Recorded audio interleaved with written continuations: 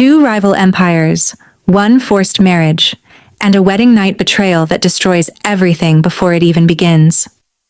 Welcome to the complete, uninterrupted story of TJ and Celestine. From boardroom wars to a devastating betrayal, this is the full, bingeable movie edition of their story. Whether you're discovering their world for the first time or you're here to binge the entire saga at once, settle in. No more waiting for the next part. Let's get to it.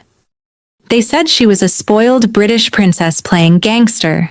He was a Korean street rat who clawed his way to the top with blood on his hands.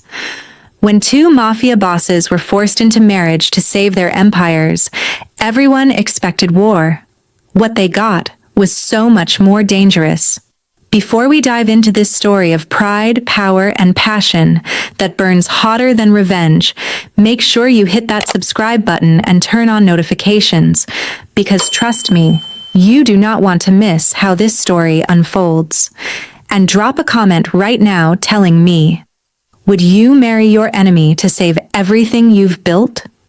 Now let's get into it.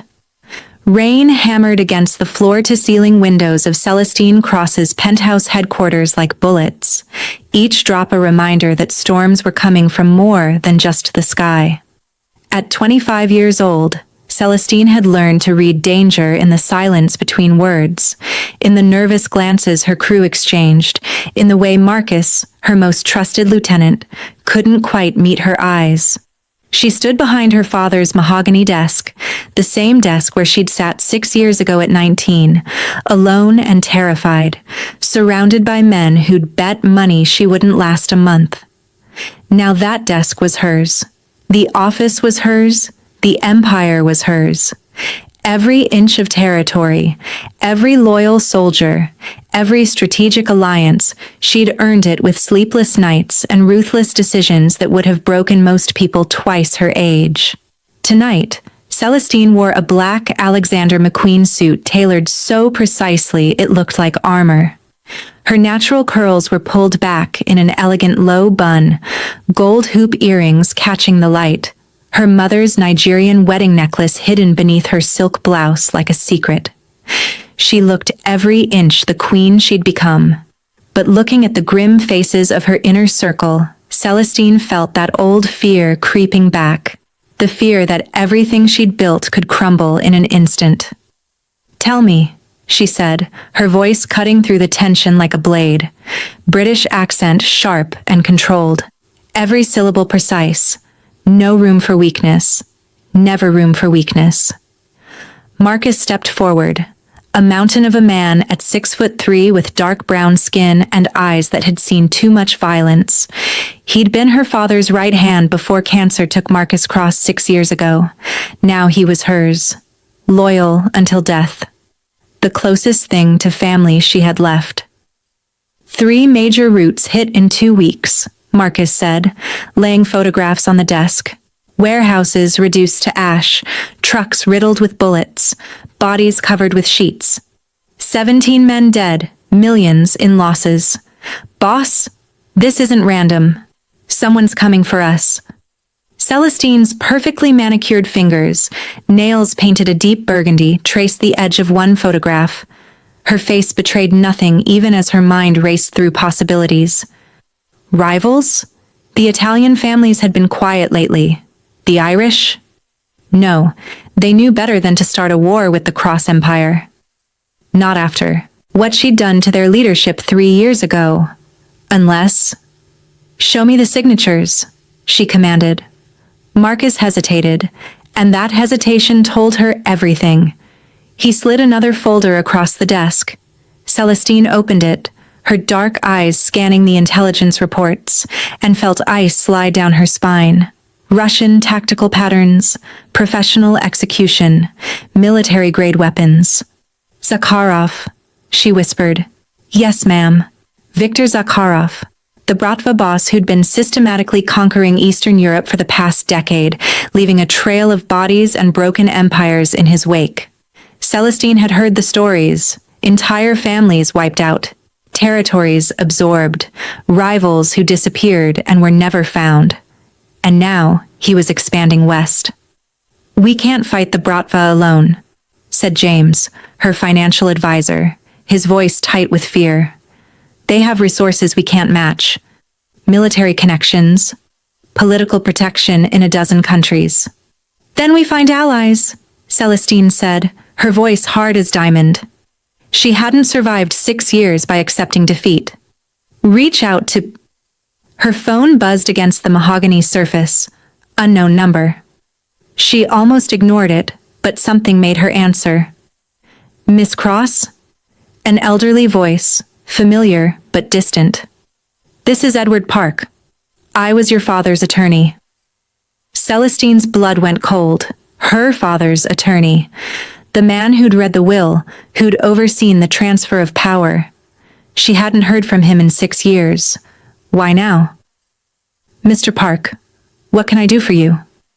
We need to meet. Tonight. There's a clause in your father's will you need to know about immediately. A clause about succession in the event of significant external threat. The room spun. Celestine gripped the edge of the desk, her knuckles going pale against her brown skin. What kind of clause? Not over the phone. My office in 1 hour. Come alone. The line went dead. Celestine stood there for a moment, phone still pressed to her ear, feeling the weight of something terrible approaching. Marcus watched her with concern. Boss? Get the car, she said quietly. I need to see Park. As she walked out of her office, Louboutin heels clicking against marble floors, Celestine didn't know that 7,000 miles away, another mafia boss was receiving a similar call. And that call would change both their lives forever. 7,000 miles away, in a basement that smelled of blood and sweat and fear, Ryu Taejun watched 2 of his fighters spar in the ring. The underground gym was where he'd trained since he was 8 years old. First to survive, then to dominate, and finally to build an empire that stretched from Seoul to Busan, to every shadow where money and power exchanged hands. At 30, TJ had everything he'd ever fought for. Respect, territory, an organization of 300 loyal soldiers who would die on his command. He'd taken the scraps Lee Daehan had left him when the old boss died 5 years ago and turned them into something that made other mafia families nervous. Tonight, TJ wore a black Tom Ford suit tailored to emphasize his broad shoulders and muscular chest. The jacket was cut perfectly to suggest the power underneath, to remind everyone who looked at him that he was violence contained in expensive fabric. His dark hair was styled back from his face, revealing sharp features and eyes that promised death to anyone stupid enough to cross him. A Patek Philippe watch glinted at his wrist, a reminder of how far he'd come from the orphan street rat everyone had expected to die young. But tonight, watching his fighters trade blows, TJ felt the old instinct screaming danger. The door to the gym burst open. Kang Woo-jin, his sworn brother since they were kids in the orphanage, strode in with tension radiating from every line of his body. Woo-jin never showed fear. The fact that he was showing it now made TJ's hand move instinctively toward the gun holstered under his suit jacket. Hyung, we need to talk. Now. TJ followed Woo-jin into the private office, a sparse room with security monitors covering every inch of his territory. 3 screens showed static where there should have been live feeds. The Busan shipment, Woo-jin said without preamble. Gone. Entire crew dead. Professional hit. Military-grade weapons. TJ's face remained perfectly calm, but inside, calculations were spinning. Busan was supposed to be untouchable. He'd paid every necessary bribe, eliminated every potential rival. Someone had gotten through his defenses like they were made of paper. How many dead? 23. TJ's jaw clenched. 23 men. 23 families he'd have to compensate.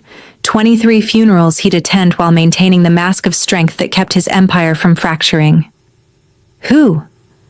Intelligence says Russian. Zakarov's signature all over it. There it was. The name TJ had been expecting and dreading. Viktor Zakarov, the Bratva monster who was swallowing territories like a plague. TJ had known this day would come eventually. You didn't build an empire without making enemies. But he'd hoped for more time. How long until he moves on Seoul? Weeks, maybe less. Woojin's face was grim. Hyung, we can't fight the Bratva alone. We need allies, serious allies. Before TJ could respond, his phone rang. Private line. Only 3 people had this number. He answered without speaking. Taejun Ah. The voice made TJ straighten instinctively. Elder Kim. Lee Dae-han's former advisor, the man who'd taught TJ everything about strategy and survival after Dae-han took him and Woojin off the streets 22 years ago. Yes, Ajasi. We need to meet, tonight. There's something you need to know about Lee Dae-han's will. Something he put in place before he died. TJ's instinct screamed warning. What kind of something? Not over the phone. My house in 1 hour. Come alone. The line disconnected. TJ and Woojin exchanged looks. Whatever was coming, it was bigger than either of them had anticipated. Get the car, TJ said quietly. Something tells me our lives are about to change. He had no idea how right he was. Edward Park's office looked like it hadn't changed in 30 years. Dark wood paneling, leather-bound books, the smell of old paper and older secrets. Celestine sat across from the elderly attorney, her spine straight, hands folded in her lap, cream Burberry coat draped over the chair beside her. Every inch the queen her father had raised her to be. Your father was a brilliant man, Park began, his weathered hands resting on a thick manila folder. He understood that empires fall not because of external threats, but because of internal weakness, succession disputes, power vacuums, families torn apart by grief. Get to the point, Mr. Park. The old man smiled sadly. Direct. Like him. He opened the folder. When your mother died, Marcus knew it would devastate your brother. He also knew that Ezekiel was not suited for leadership. Too emotional. Too easily broken. Celestine said nothing, but her fingers tightened in her lap. Her brother. The ghost who'd abandoned her 6 years ago, unable to handle their parents' deaths, leaving her alone at 19 to face vultures circling the empire. She'd cried for him for months, hoped he'd come back. Slowly, that hope had turned to anger, then to ice-cold acceptance. Ezekiel had made his choice. So your father made arrangements, Park continued. A clause in his will that would only activate in the event of a significant external threat to the Cross Empire. A clause designed to force you into an alliance powerful enough to weather any storm. What kind of alliance? Park slid a document across the desk. Celestine read it once, twice. Her vision blurred at the edges. Marriage, she said flatly. He arranged a marriage. A strategic alliance through marriage, yes, with the Lee family of Seoul. Your father and Lee Dae-han were old friends. They understood that their empires would face threats neither could survive alone. The clause states that upon confirmation of a significant external threat, you must marry within 6 months, or control of the Cross Empire reverts to your brother. Celestine felt the room tilt. Ezekiel? He abandoned us. He doesn't want the empire. He doesn't. But the clause doesn't specify that he must want it, only that he can claim it if you fail to comply. And if I refuse the marriage? Park's silence was answer enough. Celestine stood, her 5'8" frame seeming to fill the room. She paced to the window, stared out at London's glittering lights. Her city, her empire, everything she'd built. Everything she'd sacrificed, everything she'd proven, gone. Given to a brother who'd run away when things got hard. Who? Her voice was barely a whisper. Who am I supposed to marry? Ryu Tae-jun, Lee Dae-han's heir, the current head of the Lee organization in Seoul. A name she'd never heard, a man she'd never met. A stranger who would become her husband because 2 dead men had decided her fate before she was old enough to have a say. I need details. Everything. His organization, his reputation, I'll have a full dossier prepared by morning. Park's voice softened. Miss Cross, your father wouldn't have done this if he didn't believe it was the only way to protect you. Protect her. By selling her to a stranger. By taking away her choice. By treating her like a commodity to be traded for security. Celestine turned from the window, her face a mask of cold control. When does the clause activate? Zakarov's attacks constitute a significant external threat. As of tonight, you have 6 months. 6 months to accept being sold, or lose everything she'd built. I understand. Thank you, Mr. Park. She walked out with her head high and her heart in pieces, the Tom Ford black orchid perfume she wore leaving a trail of elegance and barely contained rage. Elder Kim's house was a traditional Korean home in an expensive neighborhood where everyone knew not to ask questions about their neighbors. TJ sat across from the old man in a room that smelled of incense and memory, his broad frame seeming too large for the delicate space. Lee Dae-han saved your life, Elder Kim began without preamble. Took you and Woo Jin off the streets, gave you purpose, taught you everything. When he died 5 years ago, he left you his empire. But not unconditionally. TJ's eyes narrowed. What are you talking about? Elder Kim slid a document across the low table. Read. TJ read. Each word felt like a punch to the gut. Marriage, he said finally, his voice deadly quiet. He arranged a marriage. An alliance. Lee Dae-han and Marcus Cross were friends decades ago. They understood that their organizations would face threats requiring united strength. The will states clearly, you inherit full control of the Lee Empire only upon fulfilling the marriage alliance. Otherwise, control goes to the Kim faction. The Kim faction. Rivals within his own organization who'd been waiting years for an opportunity to seize power. TJ had kept them in check through strength and strategy, but with Zakarov threatening, his position was more vulnerable than it had been in years. And if I refuse? Then you lose everything Dae-han left you. Everything you've built. TJ stood, paced, his movements controlled violence. He could fight, could eliminate the Kim faction, damn the consequences. But with Zakarov moving on his territory, an internal war would destroy him. Who? The word came out like gravel. Celestine Cross, Marcus Cross's daughter, current head of the Cross Empire in London. TJ had heard the name. The British princess who'd inherited her father's organization and somehow hadn't gotten herself killed yet. He'd assumed she was a figurehead, a pretty face while men did the real work. European crime families were soft, especially the women. I need information. Everything on her and her organization. I'll arrange it. Elder Kim's expression softened slightly. Taejuna, I know this isn't what you wanted. But Lee Dae-han wouldn't have done this without reason. Together, you and the Cross family control routes from Asia to Europe. Zakarov can't touch that. When? The clause activates immediately due to Zakarov's attacks. You have 2 weeks to arrange the marriage. 2 weeks. 14 days until his life changed forever. TJ walked out into the Seoul night, his phone already dialing Woo Jin. The Dior Sauvage cologne he wore mixed with the night air, expensive and dangerous. Find everything about Celestine Cross. I want to know what we're getting into. If you're still with me, hit that like button right now because this story is about to get so much more intense.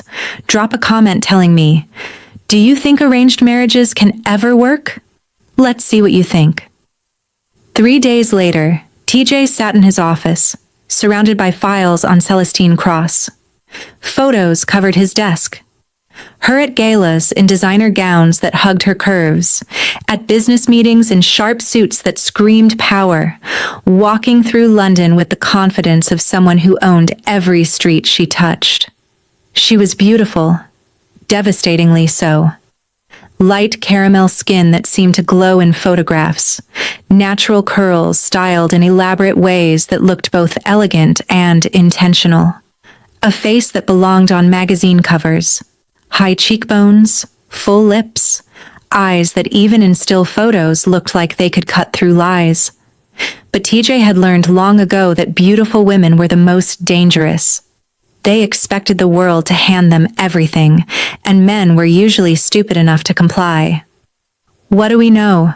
TJ asked Woo Jin, who stood reviewing his own stack of intelligence reports. Celestine Cross, 25 years old. Born in London to Marcus Cross and Adaize Okafor. Father was British Mafia, mother was Nigerian. Both died 6 years ago in a car accident that intelligence suggests wasn't an accident. TJ's eyes sharpened. Assassination? Possibly. Never proven. She inherited at 19. Her older brother Ezekiel abandoned the organization immediately, unable to handle the grief. Left her completely alone. TJ filed that information away. A brother who ran when things got hard. Weakness. Exactly what he'd expected from people who inherited power instead of earning it. Operations? TJ prompted. Luxury car theft rings, high-end art forgery, cryptocurrency laundering, legitimate front companies in real estate and shipping.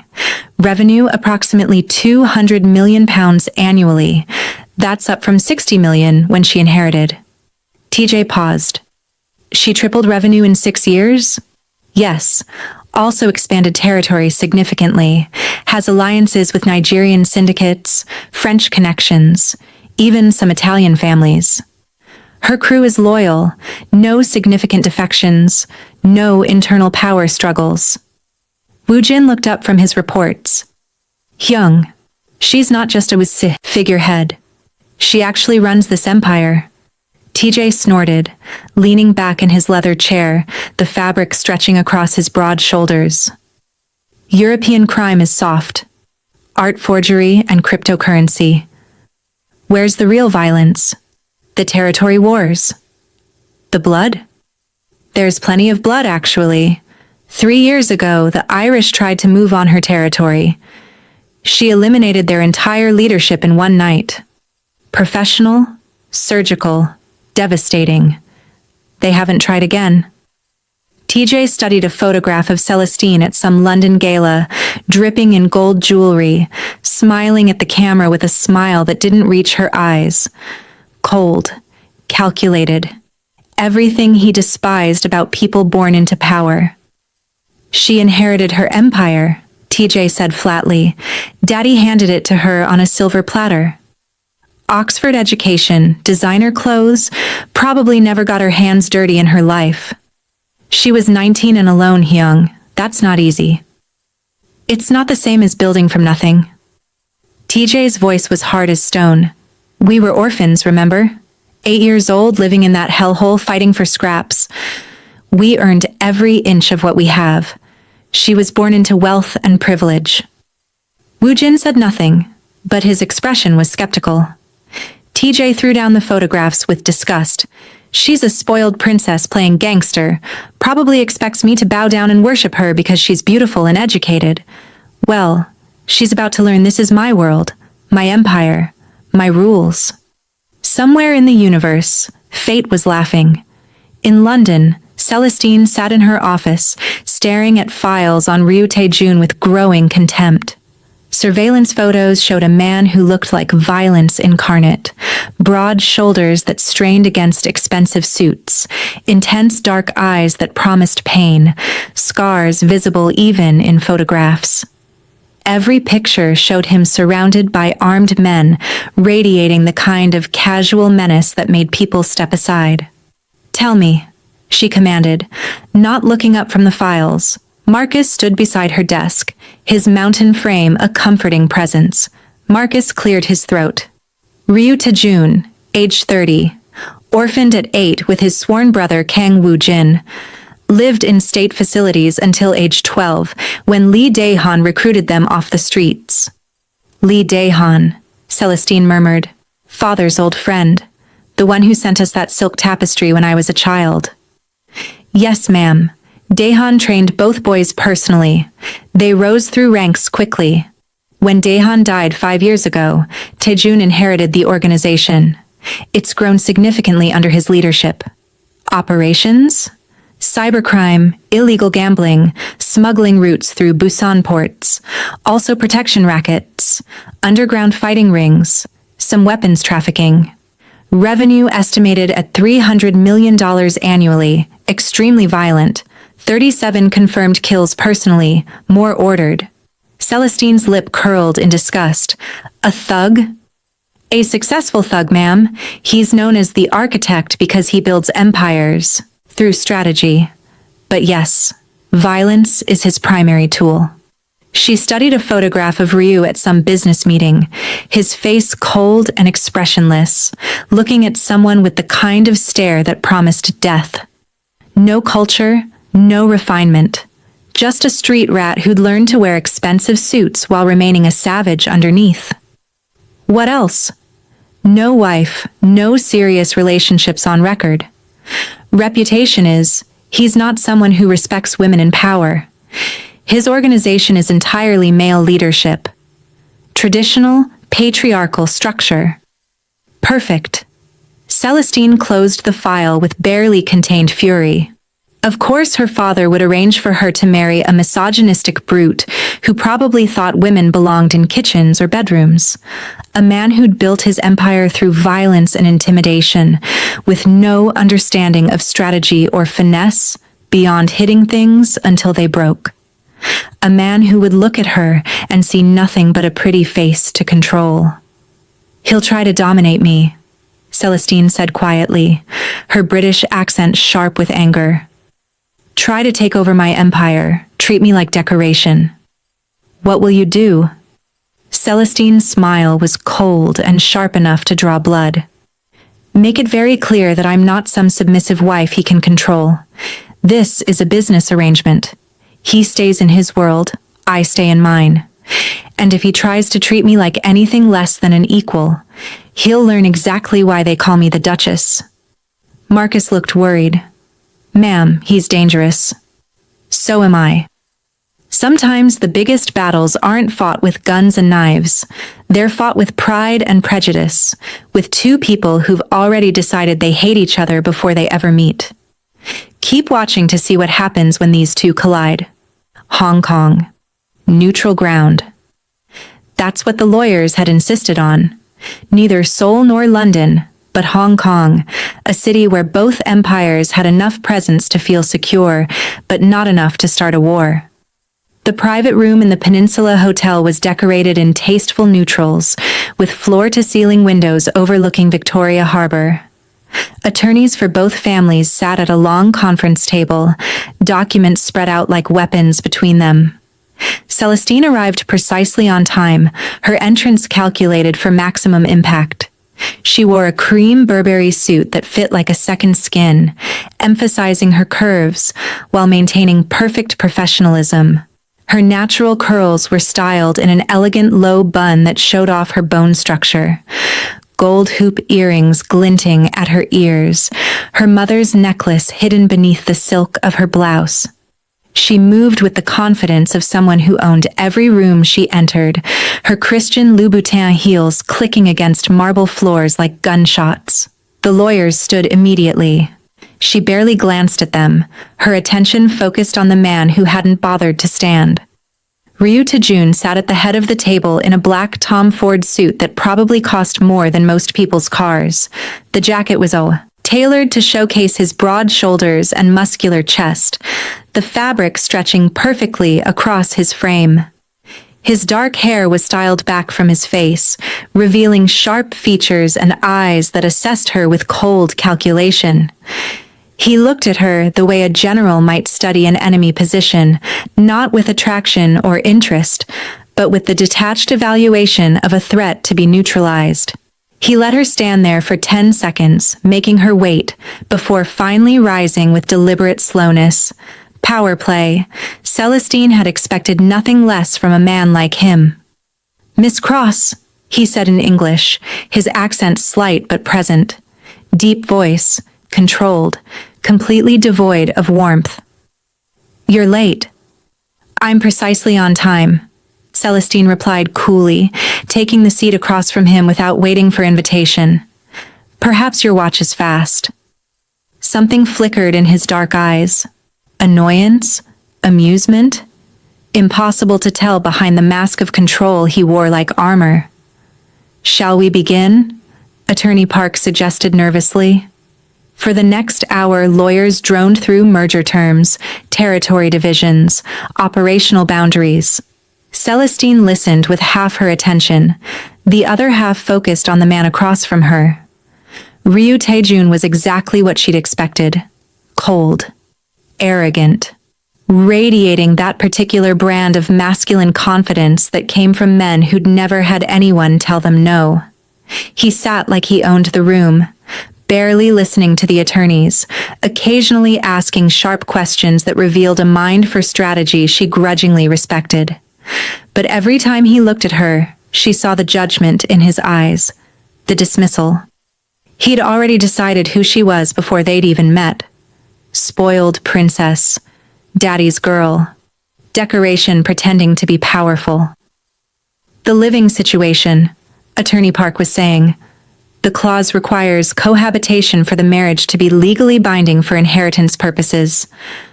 Both families must agree on Seoul, Ryu said flatly, interrupting like the lawyer's words were irrelevant. She'll live in Seoul. The room went silent.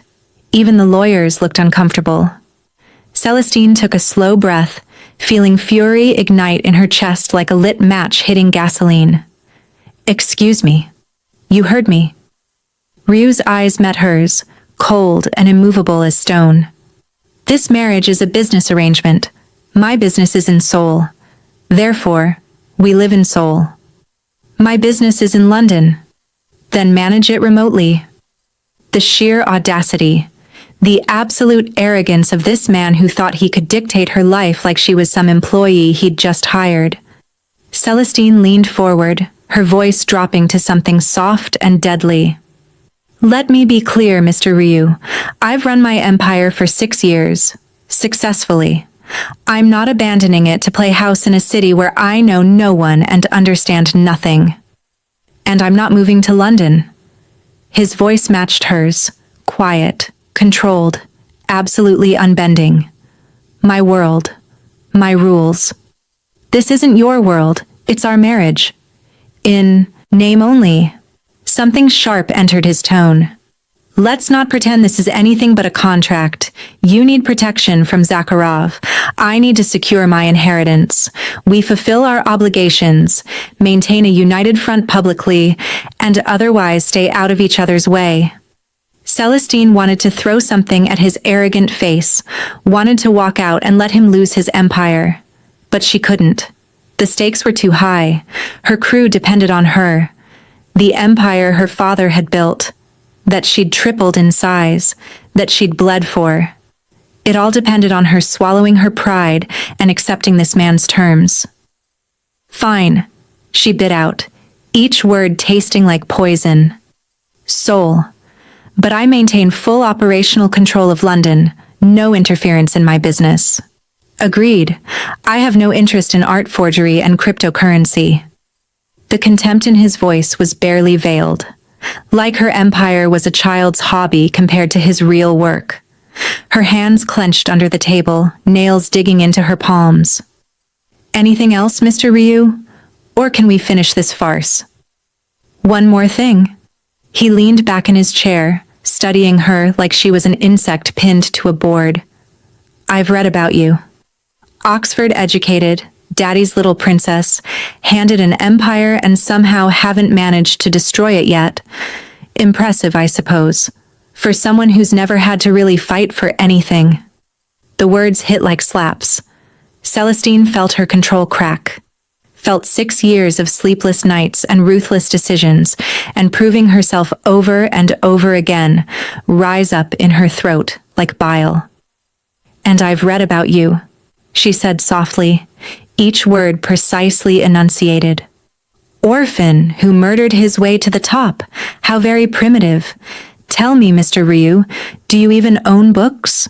Or is your idea of strategy just hitting things until they break? The temperature in the room dropped to Arctic. Ryu's jaw clenched, a muscle ticking beneath his skin. His hands, resting on the table, slowly curled into fists. The lawyers looked like they wanted to flee.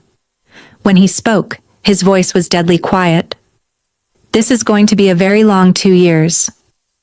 The longest of my life, Celestine agreed, her dark eyes locked on his in open warfare. They signed the marriage contract with hands that wanted to reach across the table and strangle each other instead. The attorneys looked like they were witnessing the beginning of World War III. Neither TJ nor Celestine looked away from their silent war. And somewhere in the universe, fate was still laughing, because these two had no idea what they'd just agreed to. The wedding was scheduled for 10 days. Neither bothered to say goodbye. 10 days passed in a blur of preparation and cold fury. Celestine returned to London, threw herself into arranging her empire to function without her constant presence. Marcus would handle operations. She set up secure communication channels, redundant systems, backup plans for the backup plans. Everything to ensure that when she was trapped in Seoul with her arrogant new husband, her empire wouldn't crumble. The wedding dress arrived from a designer she'd never met.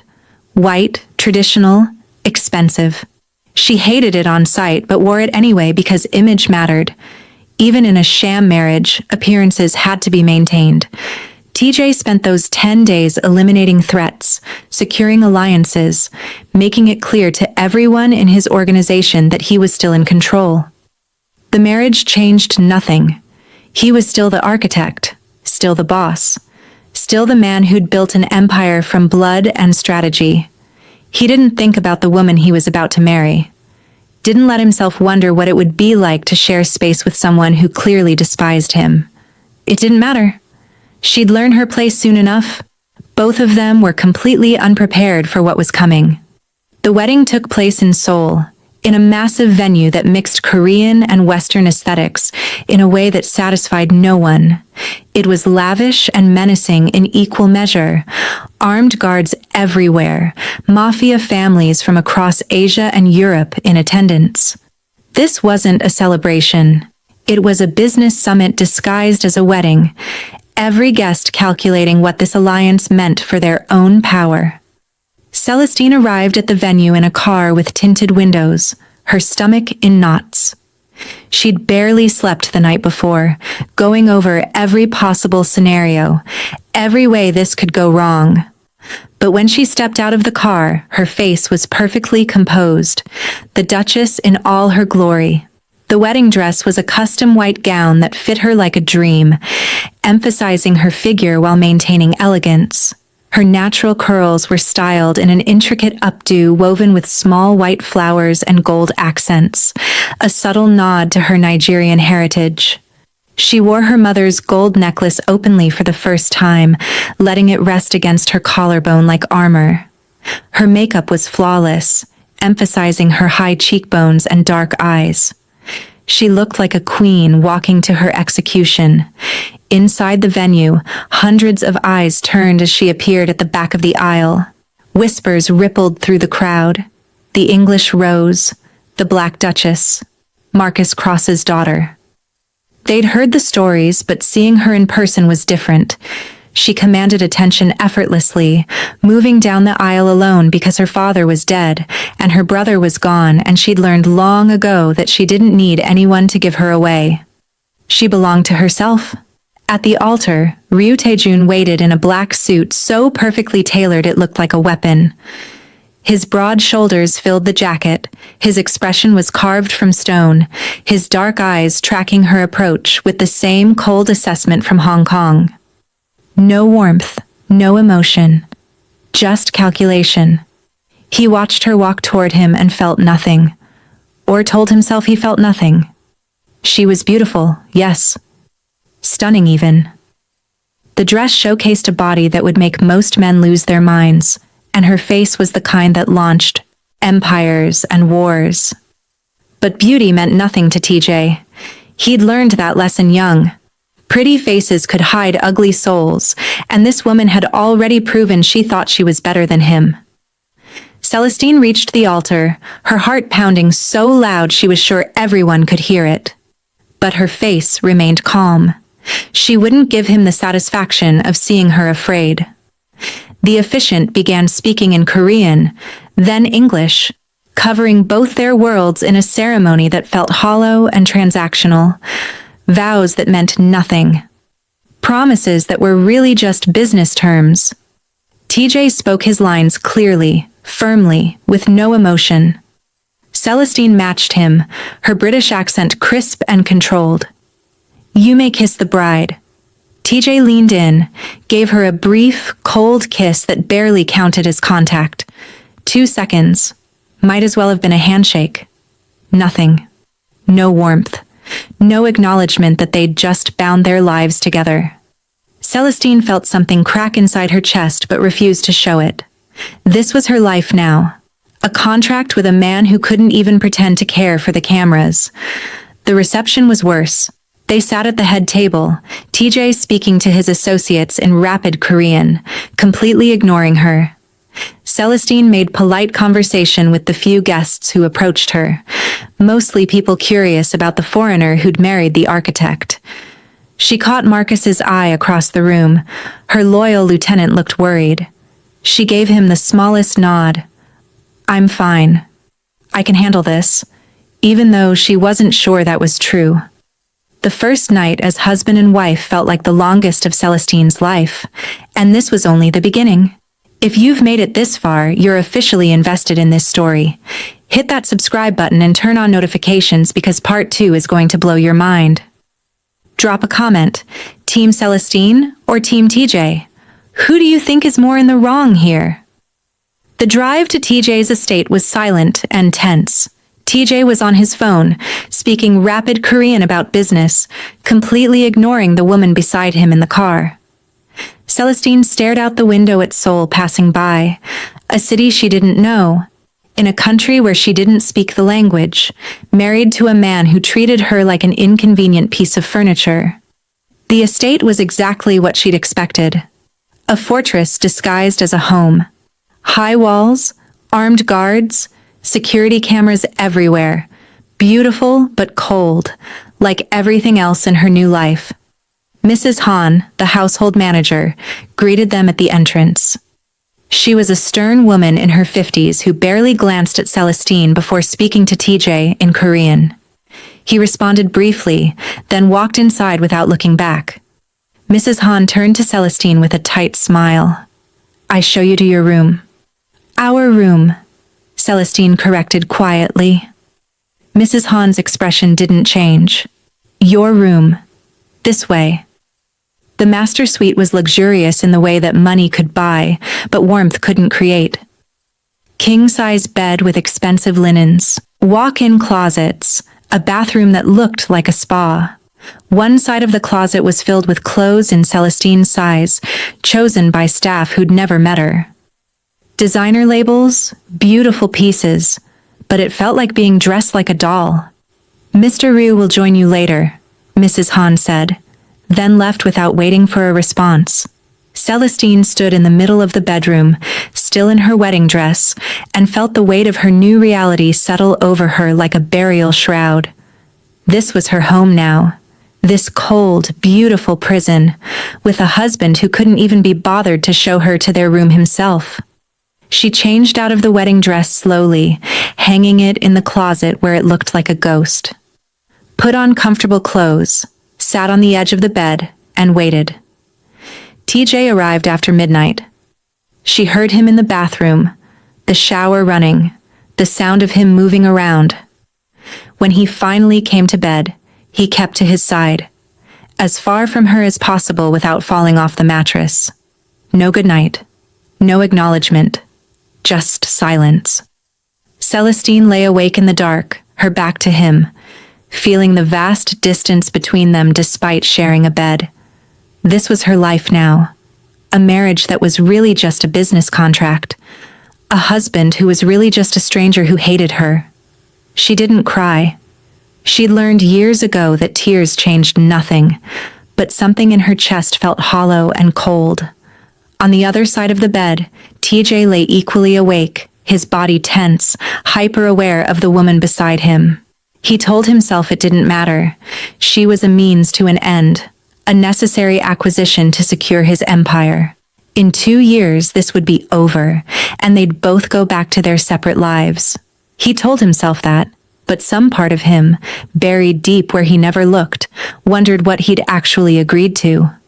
Neither of them knew that in 10 weeks, everything would change. That the walls they'd built so carefully would start to crack. That hate and desire were sometimes the same thing wearing different masks. But that night, they were just two strangers sharing a bed, pretending they felt nothing. The first week of marriage was a masterclass in cold coexistence. TJ left the estate every morning before Celestine woke, returning after midnight when she pretended to be asleep.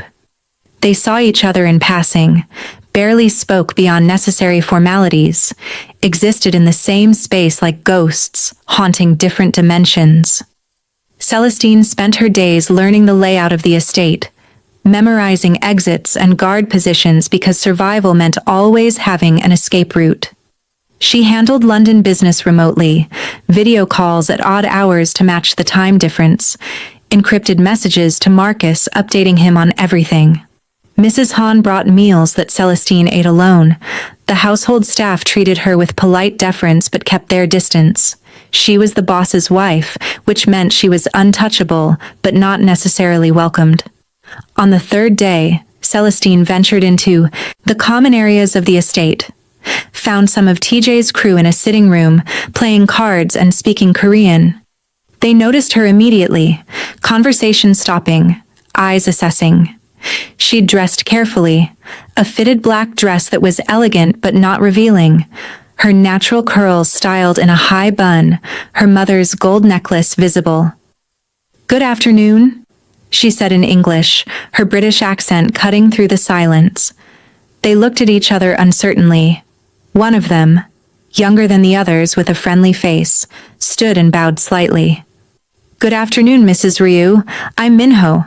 I speak English if you need anything." "Thank you, Minho. I was just exploring my new home." "Of course. Please, let us know if you need anything." She nodded and moved on, aware of their eyes following her. The English wife, the foreign woman their boss had been forced to marry. She could feel their judgment, their curiosity, their skepticism. Let them look. She'd spent 6 years proving herself to men who doubted her. She could do it again. On the 5th day, TJ came home early, around 9 p.m., and found Celestine in the library. She'd discovered it on the 2nd day. A room filled with books in multiple languages. She was curled in a leather chair, reading a Korean grammar textbook, a notebook beside her filled with careful notes. He stopped in the doorway, surprised. "You're learning Korean." She looked up, her dark eyes meeting his. "I prefer to understand what's being said around me." "Smart. I'm aware." The ghost of something flickered in his expression. Amusement? Respect? It was gone too fast to tell. He nodded once and left. It was the longest conversation they'd had since the wedding. Celestine went back to her studies, ignoring the way her heart had sped up when he'd acknowledged her. It meant nothing. He was just surprised she wasn't sitting around being useless. That's all. By the end of the first week, a routine had established itself. TJ leaving early, returning late. Celestine managing her empire remotely, exploring the estate, learning Korean from Mrs. Han, who'd warmed to her slightly after discovering Celestine could cook Nigerian food and offered to teach her some recipes. Small connections forming despite the Cold War between the married couple. But routines were made to be broken, and their first real clash was coming. The breaking point came on day 8. Celestine was in the bedroom, packing a small bag, when TJ walked in. It was only 7 p.m. earlier than usual. He stopped when he saw the bag. "What are you doing?" "Packing. I'm flying to London tomorrow. There's business I need to handle in person." "No." The word was flat, absolute, infuriating. Celestine straightened slowly, turning to face him with deadly calm. I wasn't asking permission. You're not going to London? TJ's jaw was set, his body language radiating dominance. It's not safe. Zakarov is actively targeting both of us. I've run my empire for 6 years, without your protection. That was before you married me. Now you're a target. The words, married me, sounded like a burden, like she was cargo he had to secure. Celestine felt fury ignite in her chest. I'm not your property. I'm your business partner. Don't confuse the two. In this house, what I say goes. Is that how you see this? You give orders, I obey? Her voice was soft, dangerous. Did you miss the part where I'm not one of your soldiers? If it keeps you alive, then yes. He moved closer, his 6'2" frame looming over her 5'8". You're my responsibility now, whether you like it or not. I'd rather die free than live as your pet. Something flashed in his eyes. Anger? Hurt? She couldn't tell. He stepped back, his face going cold again. Fine, you go. I'm sending security with you. I have my own security. Now you have mine too. Non-negotiable. They stared at each other, neither willing to bend. The air between them crackled with tension, with fury, with something else neither wanted to name. This is exactly what I expected, Celestine said quietly. You trying to control me, treating me like I'm incompetent. I'm trying to keep you alive. I don't need you to keep me alive. I've been doing that fine on my own. Have you? His voice dropped, dangerous. Because from where I'm standing, you needed this marriage as much as I did. Or did you forget about Zakarov and your brother? The truth of his words hit like a slap. She had needed this. Hated that she needed this. Hated him for being right. Send your security, she said coldly. But they stay out of my way. He nodded once. They'll be ready tomorrow. He left without another word, and Celestine sat on the edge of the bed, her hands shaking with rage and something else she refused to examine. This was her life now. Constant battle, constant proof that she was capable, constant reminder that he saw her as weak. She wanted to scream. Instead, she finished packing, her movements precise and controlled. Tomorrow she'd be back in her city, her territory, her world. Away from this cold estate and colder husband, she couldn't wait. What TJ didn't tell her was that he planned to follow her to London himself. Not because he thought she was incompetent, but because the thought of her walking into danger without him there made something in his chest clench uncomfortably. He told himself it was just protecting an investment, nothing more. He was lying to himself, but he didn't know that yet. Sometimes the best lessons come from watching someone prove us wrong. Keep watching to see what happens when TJ finally sees Celestine in her element. 3 days later, TJ stood in the shadows across from a restaurant in London, watching through tinted windows as Celestine met with 3 men he recognized from intelligence reports. Rival crew leaders, dangerous men. He'd told Woo Jin he was going to London to check on their European connections. Didn't mention it had anything to do with his wife. Positioned himself where he could observe without being seen, just to make sure his security team was doing their job.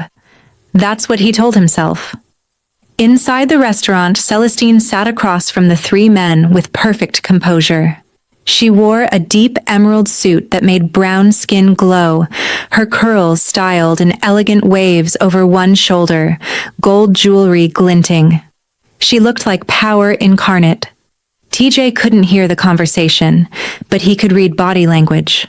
One of the men, the leader, was being aggressive. Leaning forward, making threatening gestures, trying to intimidate her. Celestine's expression didn't change. She leaned back in her chair, completely relaxed, and said something that made the man's face go red. Then it happened fast. The man lunged across the table, Before his hand could reach her, Celestine moved with precision that spoke of serious training. Caught his wrist, twisted, slammed his face into the table hard enough that TJ heard the impact from outside. The other two men reached for weapons. Gunfire erupted. TJ was moving before conscious thought. Gun drawn, bursting through the restaurant entrance. His security team was already converging, but he reached the scene first. Celestine had a gun in her hand. She'd grabbed it from somewhere, firing with controlled precision. Not panicking, not screaming, just calculating angles and taking shots like she'd done this 1,000 times. One of the attackers went down. She pivoted, fired again, hitting another in the shoulder. Her eyes met TJ's across the chaos. For a split second, surprise flickered in her dark gaze.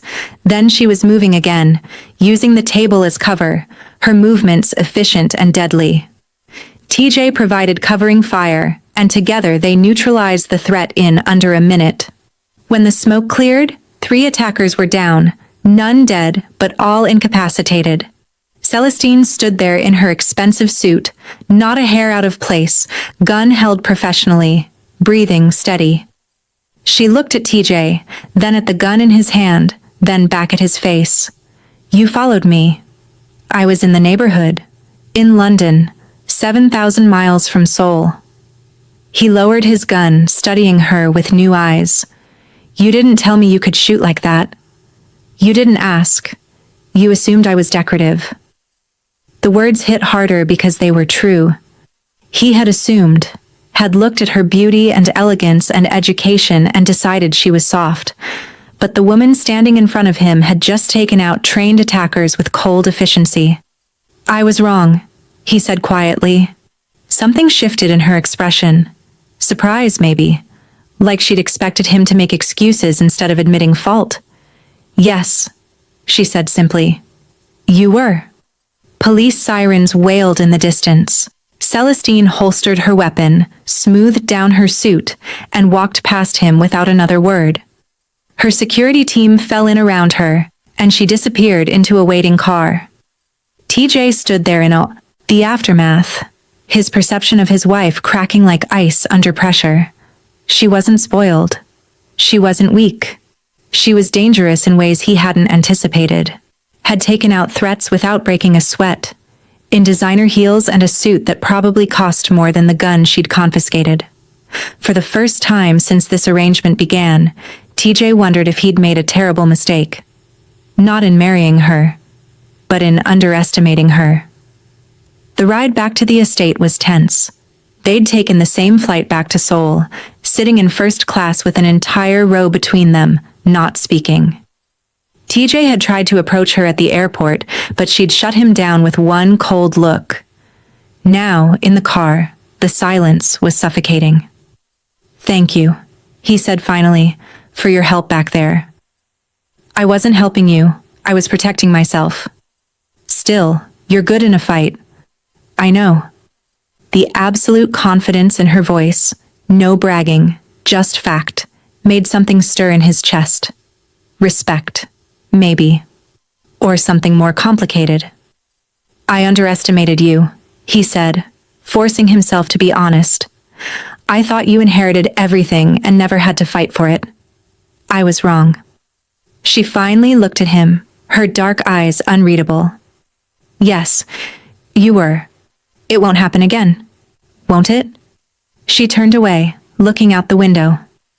"You've already decided who I am, TJ. One fight doesn't change that. Doesn't it? You think I'm spoiled, weak, daddy's princess playing at power. You've thought that since Hong Kong." He couldn't deny it. Wouldn't insult her by lying. "And you think I'm a thug with no class," he countered. "A violent brute who only knows how to hit things. You haven't proven otherwise." Fair enough. They'd both judged each other and found the other lacking. "Maybe we were both wrong," TJ said quietly. Celestine looked at him for a long moment, something complicated crossing her face. Then she turned away. "Maybe." It wasn't agreement, but it wasn't disagreement either. Back at the estate, their routine shifted subtly. TJ still left early and returned late, but now he asked her opinion on strategy. Not often. Just occasionally. Testing whether the woman he'd seen in London was real or a fluke. She answered his questions with sharp intelligence that impressed him despite himself. Saw angles he'd missed. Offered alternatives he hadn't considered. One night, he actually joined her for dinner. They ate in silence at first, the massive dining table feeling absurdly large for two people. Then he asked about her operations in London, and she answered. Asked about his cybercrime networks, and he explained. It wasn't warm, but it was less cold. Your Korean is improving, he said, noticing she'd been speaking simple phrases to Mrs. Han. I'm a fast learner. Why bother? You'll be gone in 2 years. She met his eyes across the table. Because I don't do anything halfway. Even temporary arrangements deserve proper effort. Something about that answer made his chest tighten. She was here, trapped in a marriage she didn't want, and still giving it her full attention. No half measures, no complaints. Just excellence because that's who she was. You're not what I expected, he admitted. Neither are you. What did you expect? A controlling misogynist who tried to make me into a submissive housewife. He almost smiled. Almost. And? You're still controlling, but you're not trying to change me. Just contain me.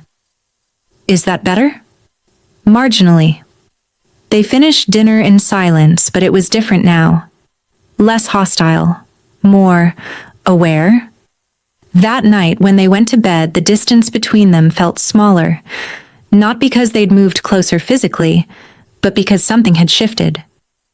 TJ lay in the dark, staring at the ceiling, hyper-aware of the woman beside him, her breathing, the scent of her perfume, the warmth radiating from her body. He told himself it meant nothing, but 3 a.m. found him still awake, his mind replaying the image of her in that London restaurant, fierce and beautiful and deadly, and he realized he was in trouble. Because he'd married a woman who was supposed to be an obligation, a business arrangement, nothing more. And somewhere in the past 2 weeks, she'd become something else entirely. He just didn't know what yet. 3 weeks into the marriage, they'd settled into something that almost looked like partnership. TJ asked her opinion more often. She engaged with his world, learning about his operations, offering insights. They had dinner together most nights now, conversations about strategy and territory and threats. Marcus called from London, suspicious. Boss, you sound different. I'm fine, Marcus. You sure? Because you almost sound happy? Don't be ridiculous. This is still a business arrangement. But even to her own ears, the words sounded hollow. The breakthrough came on a Thursday night. Celestine couldn't sleep, her mind racing with problems in London. She went to the kitchen around 3 a.m., found TJ already there, sitting at the island with a glass of whiskey. They looked at each other in surprise. Can't sleep? He asked. No. You? Never sleep well. She poured herself water, leaned against the counter. For a long moment they just existed in the silence. Then he spoke. Why did your brother leave? The question caught her off guard. Why do you want to know? Because it made you who you are. And I'm realizing I don't actually know who that is. Celestine studied him. He looked different at 3 a.m., less guarded. His hair was messy, his face showing exhaustion he usually hid. More human, less architect. He couldn't handle the grief, she said finally. When our parents died, Ezekiel just broke. I was 19, trying to hold everything together, and he walked away without looking back. That must have hurt. It destroyed me. The admission came out before she could stop it. I needed him, and he abandoned me. And you had to rebuild, alone. Yes. TJ nodded slowly. I understand that. Being alone. having to prove yourself every day. Do you? You had Woo Jin, your sworn brother. I had no one. We had each other, but we were still orphans. Still had to fight for every scrap. The world doesn't care about orphans, Celestine. It eats them alive. It was the first time he'd used her first name. The sound of it in his deep voice made something flutter in her chest. We're not that different, she said softly. We both built empires from nothing. Just different kinds of nothing. I thought you had everything. Money, education, family legacy. I had a name, and a target on my back. Everything else, I built myself. He looked at her for a long moment, really looked, like he was seeing her for the first time. I'm sorry, he said, for assuming, for judging, for treating you like you were less than you are. Celestine's breath caught. She hadn't expected an apology, hadn't expected this man who radiated pride and control to admit fault. Thank you, she whispered. They stood there in the kitchen, 3 a.m. making everything feel surreal. The distance between them felt charged with something neither wanted to name. Tell me about your childhood, she said. About the orphanage. And he did. Spoke about hunger and violence and terror. About meeting Woo Jin and finding a brother. About Lee Dae-han saving them, teaching them, making them into something more than the scared kids they'd been. She told him about her mother, about learning Igbo and Nigerian traditions, about her father's impossible standards, about the day they died and how her world had shattered. Hours passed. Dawn started creeping through the windows. They'd moved closer without realizing it, sitting side by side at the island, their voices soft in the quiet house. I should try to sleep, Celestine said finally, though she didn't move. Yeah. TJ didn't move either. Their eyes met. For a moment, tension crackled between them. His gaze dropped to her lips. She didn't pull away. Then his phone rang, shattering the moment. Business emergency. He had to take it. Sorry, he said, standing. I have to handle this. Of course. He walked away, phone to his ear, and Celestine sat there alone in the kitchen as dawn broke, her heart pounding. Something had shifted. Something dangerous and complicated and terrifying. She'd spent 3 weeks hating this man. Now she wasn't sure what she felt. That scared her more than any bullet ever had. The next few days were charged with new awareness. Every conversation felt weighted. Every accidental touch, electric. They were circling each other, cautious but curious, the walls between them starting to crack. TJ found himself wanting to come home earlier, wanting to hear her perspective, wanting to see her face light up when she talked about her empire. She was brilliant and fierce, and nothing like what he'd expected. Celestine caught herself watching him, the way he moved. The rare times he almost smiled, the moments when his control slipped and she saw the man underneath the armor. They were in trouble, and they both knew it. Because falling for your contract spouse was not part of the plan. On day 22 of their marriage, TJ found Celestine in the garden after dinner. She stood under the stars, wearing a simple dress, her curls loose around her shoulders. Beautiful in a way that made his chest ache. Hey, he said softly. She turned, smiled slightly. Hey, I've been thinking. Dangerous habit. He moved closer.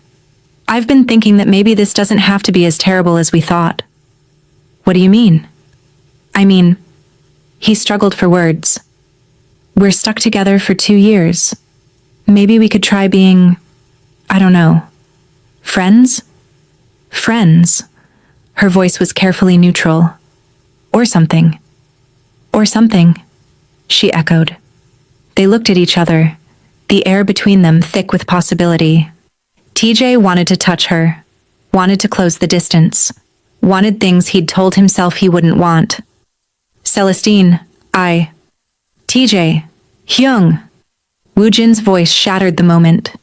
He was running toward them, face urgent. We have a problem. Zakarov just hit one of our warehouses. We need to respond now. The spell broke. TJ's face went hard and cold again, back to business. I'll be right there. He looked at Celestine one more time, something unspoken passing between them. Then he was gone, striding back to the house with Woo Jin, leaving her alone in the garden. Celestine wrapped her arms around herself, feeling cold despite the warm night. They'd almost said something, almost crossed a line, almost become something more than enemies forced into alliance. But the world had other plans, and she had no idea that the real test of their fragile connection was only hours away. The attack came at dawn. Zakarov's men hit 3 of their combined locations simultaneously.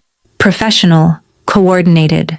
A message that said, "Your alliance means nothing." TJ and Celestine spent the day in the war room, coordinating responses, directing their people. They worked in perfect sync, her strategic mind complementing his tactical brilliance. By evening, they'd contained the damage and eliminated the immediate threats. "We make a good team," TJ said as they reviewed final reports. "We do," Celestine agreed, surprised by how true it was. They'd survived their first real crisis together, proven that the marriage alliance wasn't just paperwork. Their empires could actually function as one. That night, there was a celebration. Small, just their inner circles. Woo Jin was there, and Sarah showed up unexpectedly. TJ's childhood friend, the woman who'd been conspicuously absent from the wedding. Celestine noticed her immediately. Beautiful in that delicate Korean way, with long, straight hair and doe eyes. The way she looked at TJ made everything clear. She's in love with him, Celestine realized, and TJ had no idea. Sarah approached during the evening, all smiles and politeness. "You must be Celestine. I've heard so much about you." "You must be Sarah. TJ's mentioned you." He hadn't actually. But the way Sarah's eyes lit up at the possibility made Celestine's stomach clench with something she refused to call jealousy.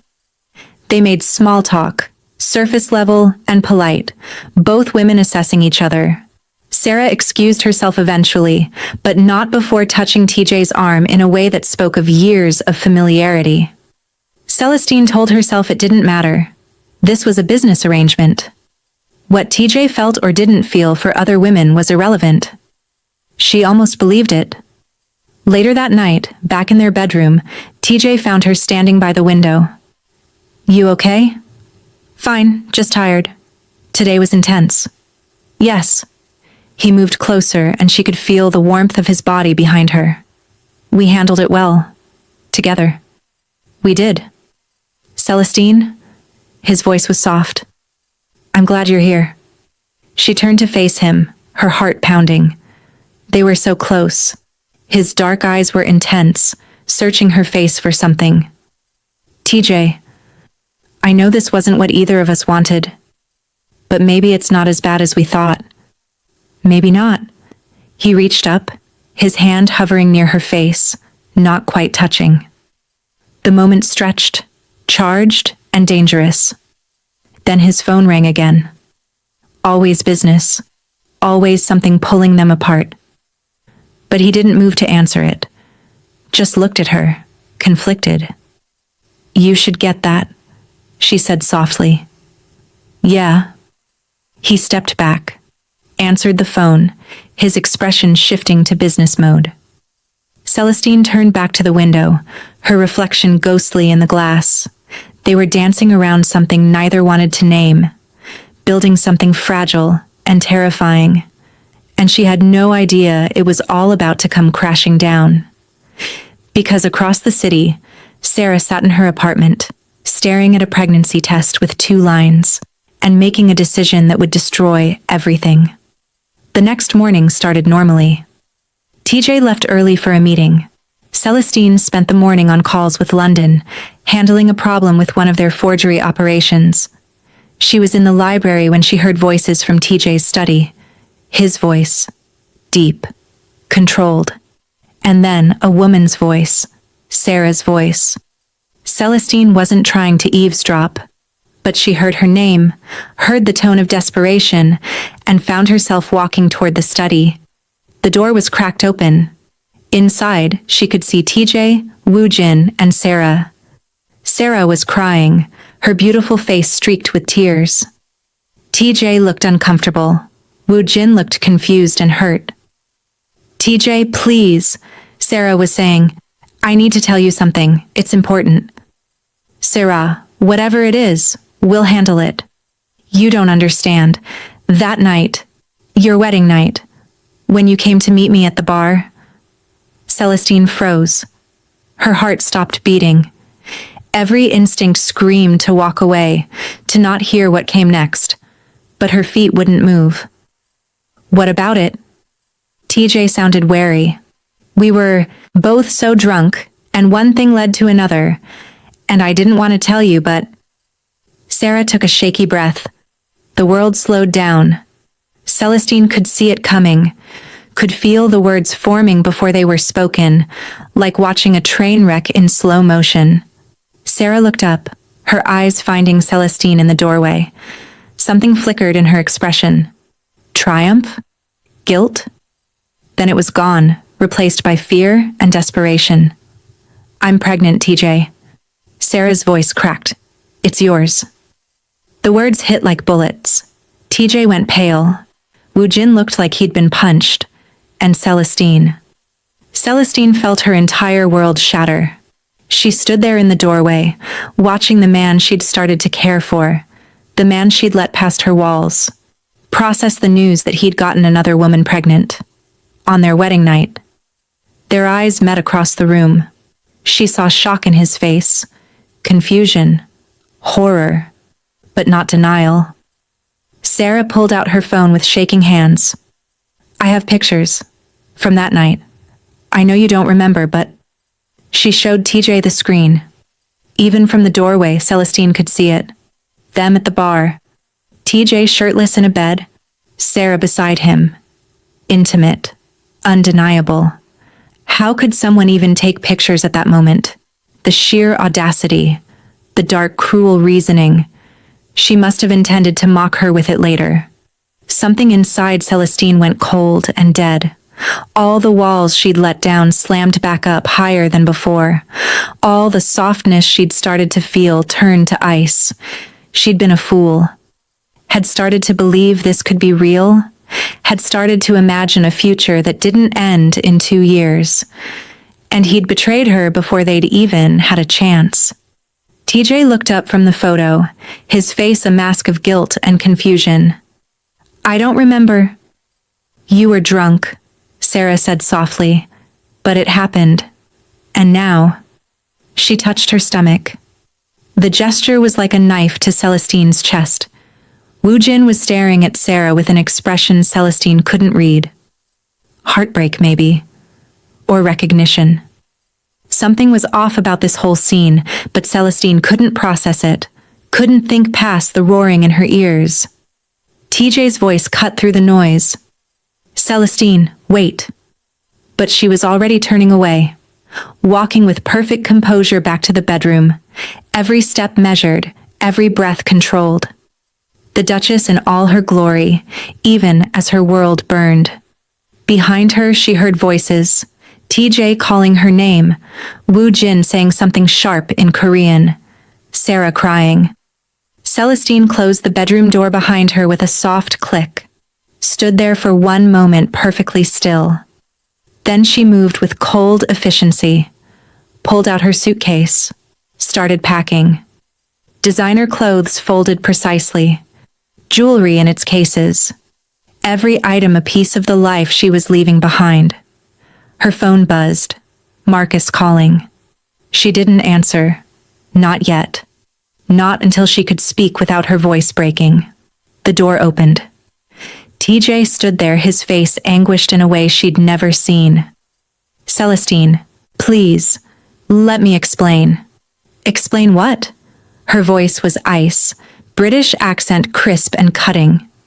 That you slept with her on our wedding night? That you got her pregnant while I was sleeping alone in this house? What exactly do you need to explain?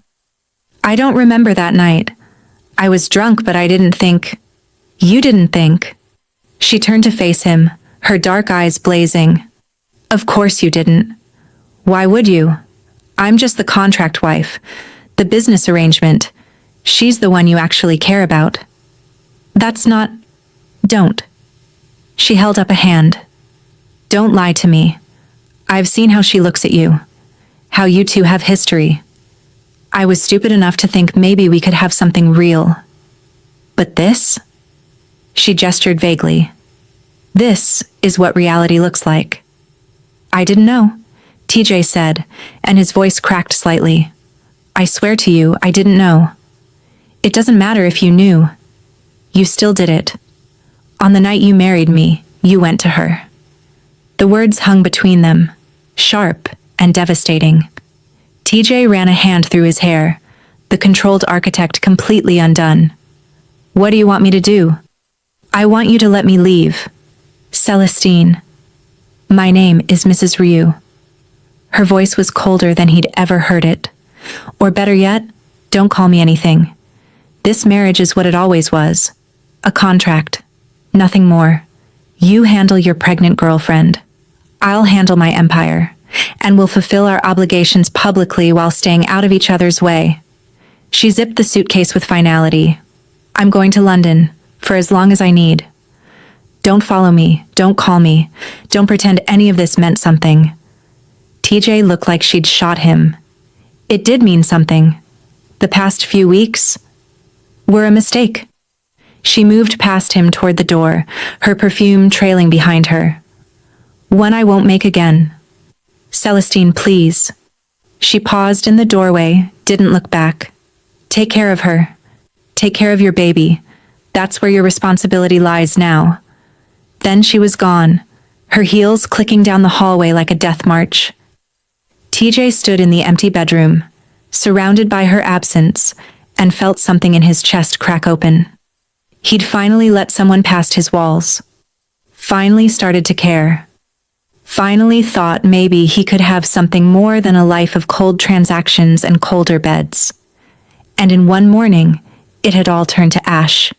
He'd hurt the only woman who'd ever seen him as more than the architect, and she'd never forgive him. In the hallway, Celestine walked with her head high, her suitcase in hand, her heart in pieces. Mrs. Han watched her go with sad eyes. Minho and the other crew members stepped aside as she passed, sensing the devastation radiating from her controlled exterior. Marcus was waiting outside with a car. Boss? Airport, now. He took her suitcase without questions, saw the pain she was hiding behind her mask, and simply opened the door. As the car pulled away from the estate, Celestine let herself look back once, saw TJ standing in the doorway, watching her leave, his face carved from stone and regret. She turned away, told herself she felt nothing, told herself this was always how it was going to end, told herself she didn't care. She was lying to herself. But sometimes lies were the only thing keeping you alive. The plane took off, Seoul disappearing below. Celestine sat in first class, staring out the window with dry eyes. She hadn't cried. Wouldn't cry. Tears changed nothing. Her phone buzzed with messages. TJ trying to explain. Woojin's text hinting at something possibly wrong with Sarah's story. Marcus asking what happened. She ignored them all. The world could burn. She didn't care. 7 hours stretched into eternity. 7 hours of replaying every moment, every conversation, every time she'd let her guard down, every smile she'd almost given him, every touch that had made her heart race. She'd been a fool, had started to believe that maybe, just maybe, this forced marriage could become something real. That the man who'd looked at her in the kitchen at 3 a.m., who'd listened to her stories and shared his own, who'd made her feel less alone for the first time in 6 years, that man could actually care about her. But he'd gone to another woman, on their wedding night, had gotten her pregnant while Celestine slept alone in their bed, hoping he'd come home early, hoping he'd choose her. The humiliation burned worse than the betrayal. When the plane touched down in London, rain was falling. Of course it was. Even the sky was crying for her.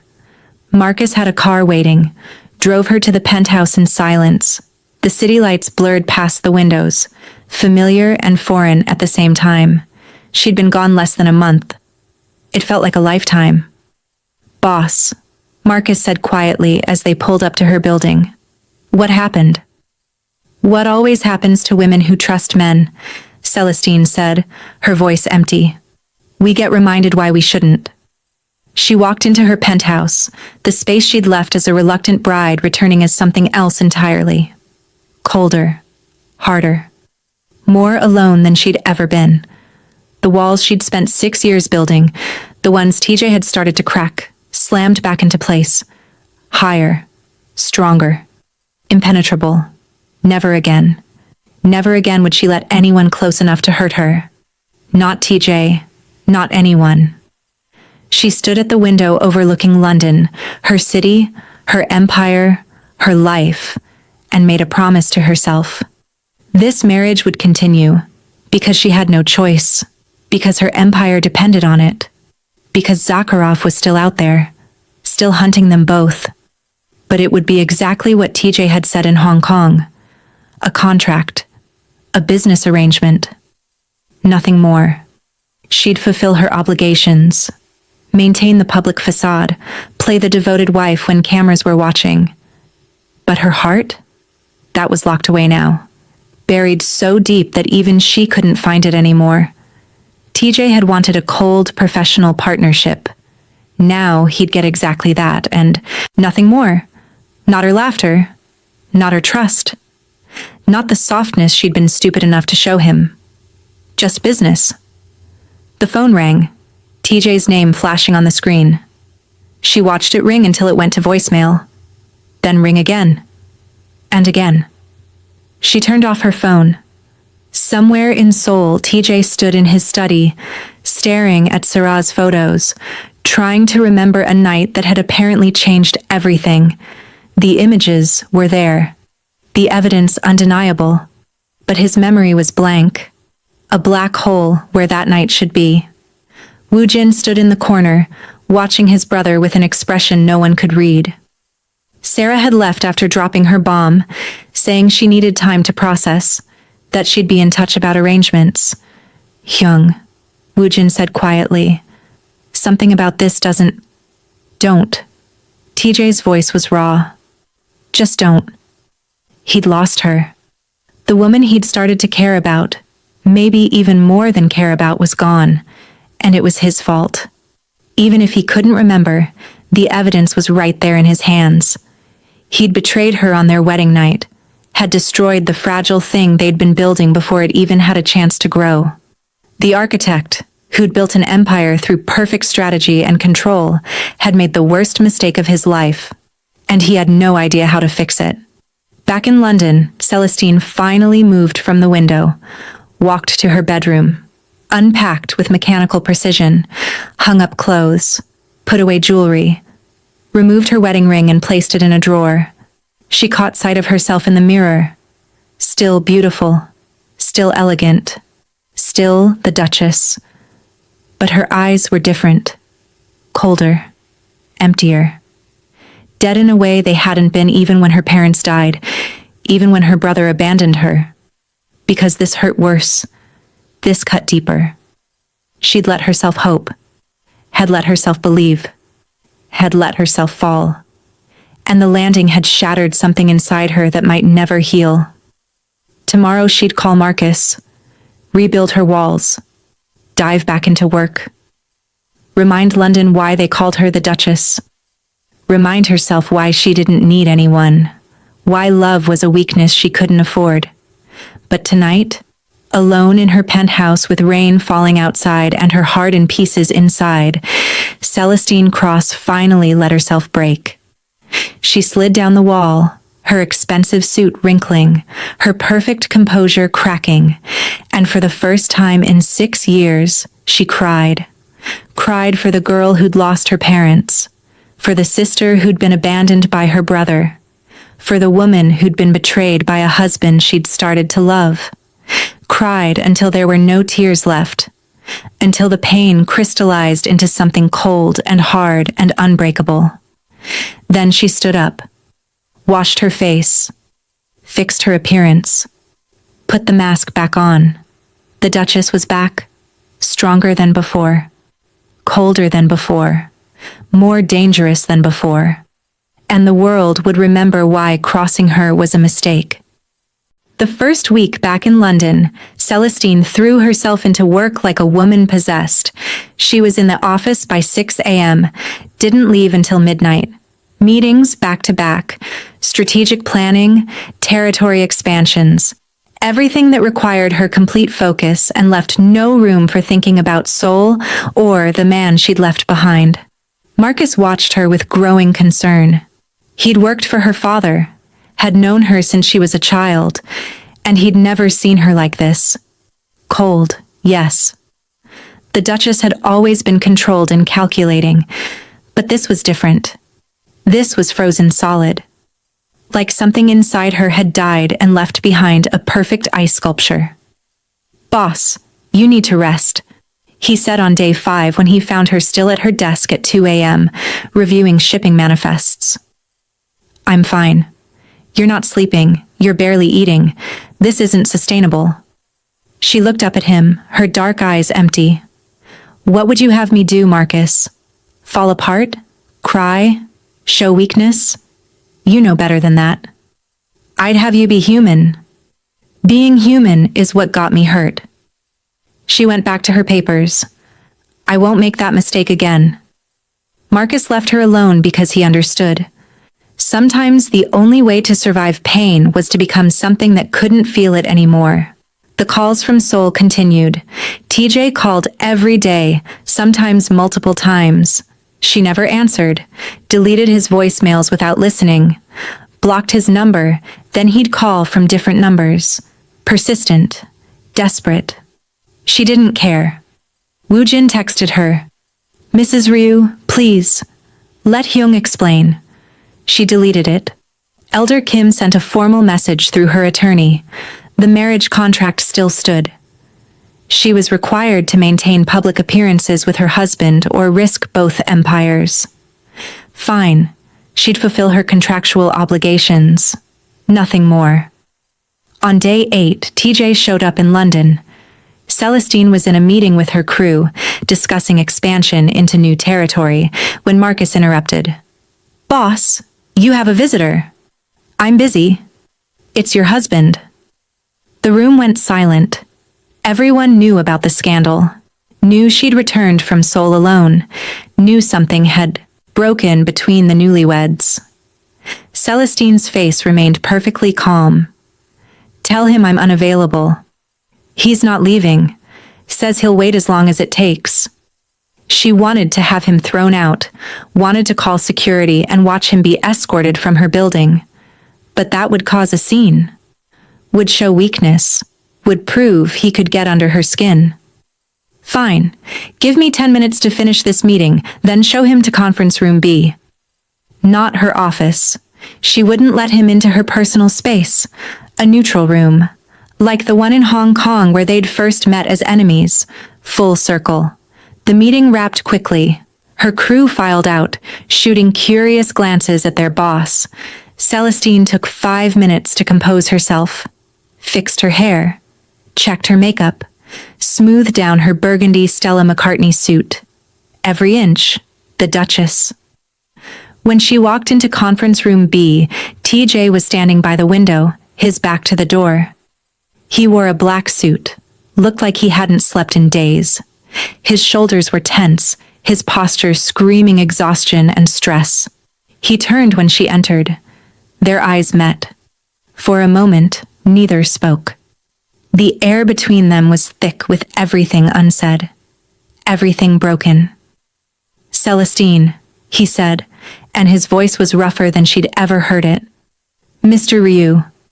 Her tone was ice, British accent sharp enough to cut. "You have 5 minutes. Don't do that. Don't call me Mr. Ryu like we're strangers. Aren't we?" She moved to the conference table, put it between them like a barricade. "We were always strangers. I just forgot that for a few weeks." "That's not true, isn't it? Tell me, did you know her on our wedding night? Or was she a stranger too?" The words hit like bullets. TJ flinched, ran a hand through his hair. He looked wrecked. "Good. I need to explain." "There's nothing to explain. You slept with her. She's pregnant. The photos don't lie. What else is there?" "I don't remember that night." "How convenient." "I'm serious."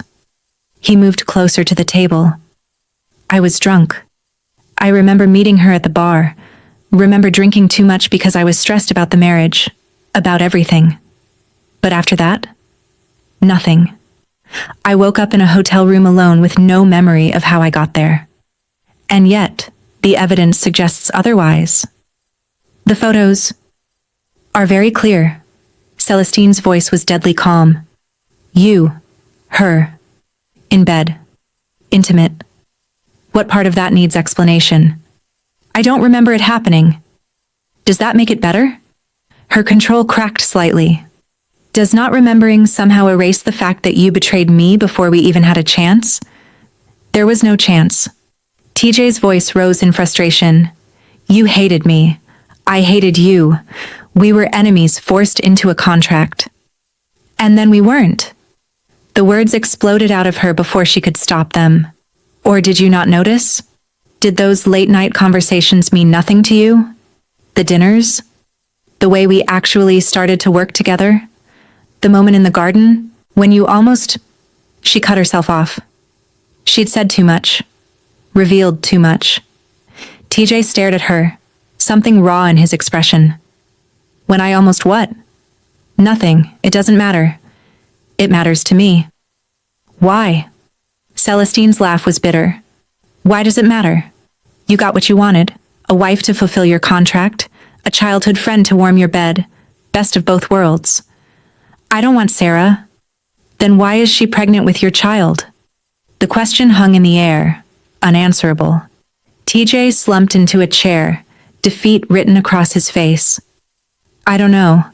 I swear to you, Celestine, I don't know. But I'm trying to do the right thing. She's carrying my child. I have to take responsibility."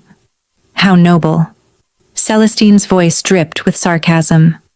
The great Ryu Tae-jun, taking responsibility for his mistakes. "What do you want me to do? Abandon her? Let my child grow up without a father like I did?" And there it was. The core of him. The orphan who'd grown up alone, who'd sworn to never let his own child experience that pain. Celestine understood. Hated that she understood. Hated that even now, even broken and furious, she could see why he was making this choice.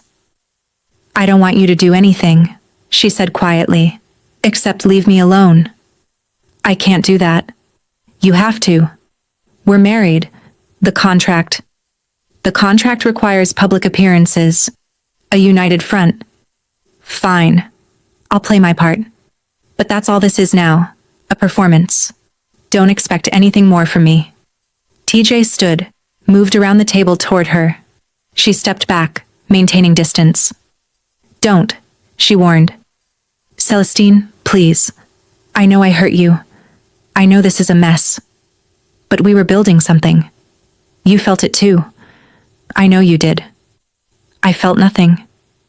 The lie tasted like ash. "This marriage is a business arrangement. You said so yourself. I was foolish enough to forget that. I won't make that mistake again." "You're lying." "Am I?" She met his eyes with cold fury. "You want the truth? Fine." For a few weeks I let my guard down. I started to think maybe, just maybe, this could be something real. But that was my mistake. my weakness. And I've learned my lesson. What lesson? That trusting anyone, especially a man who thinks so little of me he can't even remember betraying me, is a fool's game. And I'm done being a fool. The words hit him like physical blows. She could see him processing them, see the pain in his dark eyes. Part of her, the part that wasn't frozen solid, wanted to take them back. But the ice queen she'd become wouldn't allow it. I'll fulfill my contractual obligations, Celestine continued, her voice businesslike. Public appearances, joint statements, whatever is necessary to maintain the alliance and protect both our empires from Zakarov. But our personal relationship? That's over. You'll stay in Seoul with your pregnant friend. I'll stay in London with my work. And we'll both get exactly what we wanted. A cold, professional partnership. That's not what I want. Then you should have thought of that before you climbed into bed with someone else. Silence stretched between them, broken and irreparable. Finally, TJ nodded. Fine, if that's how you want it. It is. But Celestine? He paused at the door. I didn't climb into bed with her. I woke up in one. And I'm going to find out what really happened that night. Does it matter? Yes, because the woman I'm falling for deserves the truth. He left before she could respond to that bombshell. Celestine stood alone in the conference room, her perfect composure finally cracking. The woman I'm falling for. Present tense. Not past. Falling. She pressed her hands against the table, feeling the world tilt. He was falling for her, and she'd already fallen for him. And none of it mattered because there was a baby. A child that needed a father. A woman who needed support. And Celestine Cross had been raised better than to destroy a family for her own selfish wants. Even if it killed her. If you're feeling Celestine's pain right now, if you understand why she's building walls even though her heart is screaming something else, that like button is how I know you're really feeling this story. Keep watching, because what happens next will test her resolve in ways she never expected. The next 3 weeks were a study in controlled destruction. TJ returned to Seoul but called every day. Celestine answered once a week, kept the conversation strictly business. Territory updates, Zakarov movements, strategic planning, nothing personal. Never personal. He tried. Asked how she was sleeping, if she was eating, if she needed anything. She shut him down every time. This is a business call, Mr. Ryu. Let's keep it that way. Stop calling me that. It's your name. You used to call me TJ.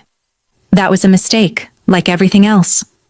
The calls became shorter, more tense. Two people who'd started to know each other, learning to be strangers again. It should have been easier. It wasn't. Celestine caught herself reaching for her phone to tell him about something funny Marcus said. Stopped herself. Remembered he wasn't hers to share things with anymore. Saw something that reminded her of their 3 a.m. conversation in the kitchen. Felt her chest ache. Pushed it down. Woke up at night reaching for a body that wasn't there. Forced herself back to sleep alone. The ice queen she'd become had cracks. She just refused to acknowledge them. Marcus finally confronted her on week 4. You're destroying yourself. I'm working. You're hiding. I'm surviving. There's a difference between surviving and living, boss. You taught me that. Celestine looked up from her desk, exhausted. What do you want me to say, Marcus? That I miss him? That I wish things were different? That I lie awake at night wondering what we could have been if she hadn't... She stopped. Took a breath. It doesn't matter what I want. Reality is reality. Reality is he's trying to fix this. How? By getting someone else pregnant? By having a baby with another woman? How exactly does he fix that? Marcus was quiet for a moment. What if the baby isn't his? Celestine's head snapped up. What? I'm just saying, what if there's more to this story? What if... No. She cut him off. Don't. Don't give me hope when there isn't any. I saw the photos, heard her confession. It happened. End of story. But... End of story, Marcus. He left her alone, but his words echoed in her mind. What if there's more to this story? She couldn't afford to think that way. Couldn't afford to hope. Hope was dangerous. Hope got you hurt. Better to accept the truth and move on. Even if moving on felt like dying slowly. In Seoul, TJ was unraveling in his own way. He'd moved Sarah into an apartment near his estate, arranged for her medical care, tried to do everything right. But every time he looked at her, something felt off. She wouldn't meet his eyes. Seemed nervous around him. Avoided being alone together. And he still couldn't remember that night. He'd tried everything. Retracing his steps. Talking to people who'd seen him at the bar. Nothing. Just a blank space where his memories should be. Woo-jin watched him with strange intensity. His sworn brother had been quiet since the revelation, distant in a way he'd never been. TJ caught him staring at Sarah sometimes with an expression that looked like pain. Woo-jin, TJ said one night over drinks. Are you okay? Fine, Hyung. You seem off. Just processing everything. What do you mean? Woo-jin looked at him for a long moment. Do you really not remember that night? I've told you. It's blank. Why? Nothing. Just wondering. But it wasn't nothing. TJ could see his brother struggling with something. Some knowledge that sat heavy in his expression. If you know something, I don't. Woo-jin stood abruptly. I need to go. He left TJ alone with his whiskey and confusion. Something was wrong. Something beyond the obvious disaster of his marriage. But TJ couldn't figure out what. He called Celestine that night, needing to hear her voice even if it was cold and distant. What? She answered on the 5th ring. How are you? Busy. Was there a business reason for this call? Can I just check on my wife? Your contract partner. Let's be clear about what we are. The words stung. Celestine. Good night, Mr. Ryu. She hung up. TJ stared at his phone, feeling the distance between them grow with every conversation. She was slipping away, and he didn't know how to stop it. Worse, he was starting to suspect he deserved it. The breaking point came 6 weeks after Celestine had left Seoul. She was in a meeting with a potential French connection when Marcus burst in, his face urgent. Boss, we have a situation. Zakarov just hit one of our warehouses. Major casualties. Celestine was on her feet instantly. How many?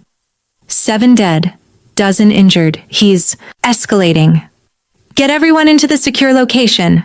I want full tactical assessment in 20 minutes. The meeting dissolved into controlled chaos. Celestine was in her element, directing her crew with precision, making split-second decisions that could mean life or death. Her phone rang. TJ. She almost didn't answer, but Zakarov affected both their empires. What? Did you hear about the warehouse? His voice was tense. I'm handling it. This is coordinated. He hit one of mine in Busan at the same time. Celestine's mind raced. He's forcing us to respond, wants to see if the alliance holds under pressure. Exactly. We need to coordinate our response. Fine. Conference call in 1 hour. I'll have Marcus brief your team. Celestine, wait. 1 hour. Business only? She hung up before he could say whatever personal thing he was about to say. The next 12 hours were brutal. Coordinating between Seoul and London, managing responses, directing their combined forces. Celestine barely slept, running on coffee and pure determination. TJ was equally relentless. They spoke multiple times, their conversations clipped and focused. 2 strategic minds working in perfect sync despite the personal wreckage between them. By dawn, they'd contained the damage and sent a message back to Zakarov. The alliance held. The marriage might be broken, but the empires stood united.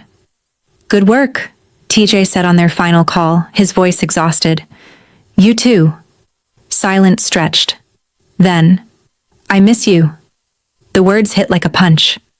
Celestine closed her eyes, gripping the phone. "Don't. I can't help it. These past weeks without you. You have Sarah. Focus on her. On your child. That's not... I have to go. Goodbye, Mr. Ryu." She hung up and sat in her office as dawn broke over London, feeling more alone than she'd ever felt in her life. They'd just proven they could work together. Could be the partnership their empires needed. But the personal connection? That was dead. Killed by betrayal and circumstance. And a baby that would forever stand between them. Celestine told herself it was for the best. She was still a liar. 2 weeks later, Celestine received a formal invitation, a charity gala in Hong Kong. Both she and TJ were expected to attend. Their first public appearance since the scandal. She wanted to refuse, wanted to send some excuse, but Elder Kim's message was clear. The alliance required public proof. This wasn't optional. Fine. She'd play her part. Smile for the cameras, pretend everything was perfect, then get as far from TJ as possible. The dress arrived 3 days before the event. A custom gown in deep midnight blue that made her skin glow, fitted to perfection, elegant and powerful. She hated that it was beautiful. The flight to Hong Kong felt endless. Marcus accompanied her, silent support in the seat beside her. "You can do this, boss." "I know. Just a few hours. Then you're done." "I know." But knowing didn't make it easier. The gala was held in one of Hong Kong's most prestigious hotels. Massive ballroom dripping with crystal chandeliers, Hong Kong's elite mingling with dangerous undertones. This wasn't just a charity event, it was a power summit. Every major crime family in Asia represented, testing the alliance, looking for weakness. Celestine arrived precisely on time, her entrance calculated for maximum impact. The midnight blue gown hugged every curve, her natural curls styled in an elegant updo with gold accessories woven through, her mother's necklace prominent at her throat. She looked like royalty, moved like it too. Whispers followed her. The Duchess, the British wife, the woman Ryu Taijun had supposedly betrayed. She ignored them all, her face a perfect mask. Then she saw him. TJ stood across the ballroom in a black tuxedo that made him look like sin incarnate. Broad shoulders filling the jacket, his face carved from stone, dark eyes scanning the crowd. Looking for her. Their eyes met across the distance. The world stopped. For a moment, Celestine forgot to breathe, forgot where she was, forgot everything except the way he was looking at her. Like she was water and he was dying of thirst, like she was air and he was drowning, like she was the only person in the room. Then reality crashed back. She remembered. The photos, the pregnancy, the betrayal. She looked away first. TJ moved through the crowd toward her, people parting instinctively. When he reached her, he stopped at a respectful distance. "Celestine." His voice was rough. "You look beautiful." "Mr. Ryu?" Her tone was ice. "Shall we make our appearance?" Something pained crossed his face at the formal address, but he offered his arm. She hesitated, then took it. For the cameras, for the alliance, for all the reasons that had nothing to do with how her skin burned where they touched. They circulated through the party, the perfect couple, smiling, making small talk, presenting a united front, his hand at the small of her back, proprietary and gentle, her hand on his arm, light and distant. To everyone watching, they looked perfect together, the Korean architect and the British Duchess. Power and elegance personified. Only they knew the truth, that every smile was a lie, every touch was agony, every moment together was a reminder of what could have been and never would be. You're doing well, TJ murmured as they moved toward the balcony for air. I'm an excellent actress. Is that all this is? Acting? What else would it be? They reached the balcony, stepped out into Hong Kong's night. The city sprawled below them, glittering and alive. They stood at the railing, maintaining careful distance. How is she? Celestine asked, hating herself for asking but needing to know. Who?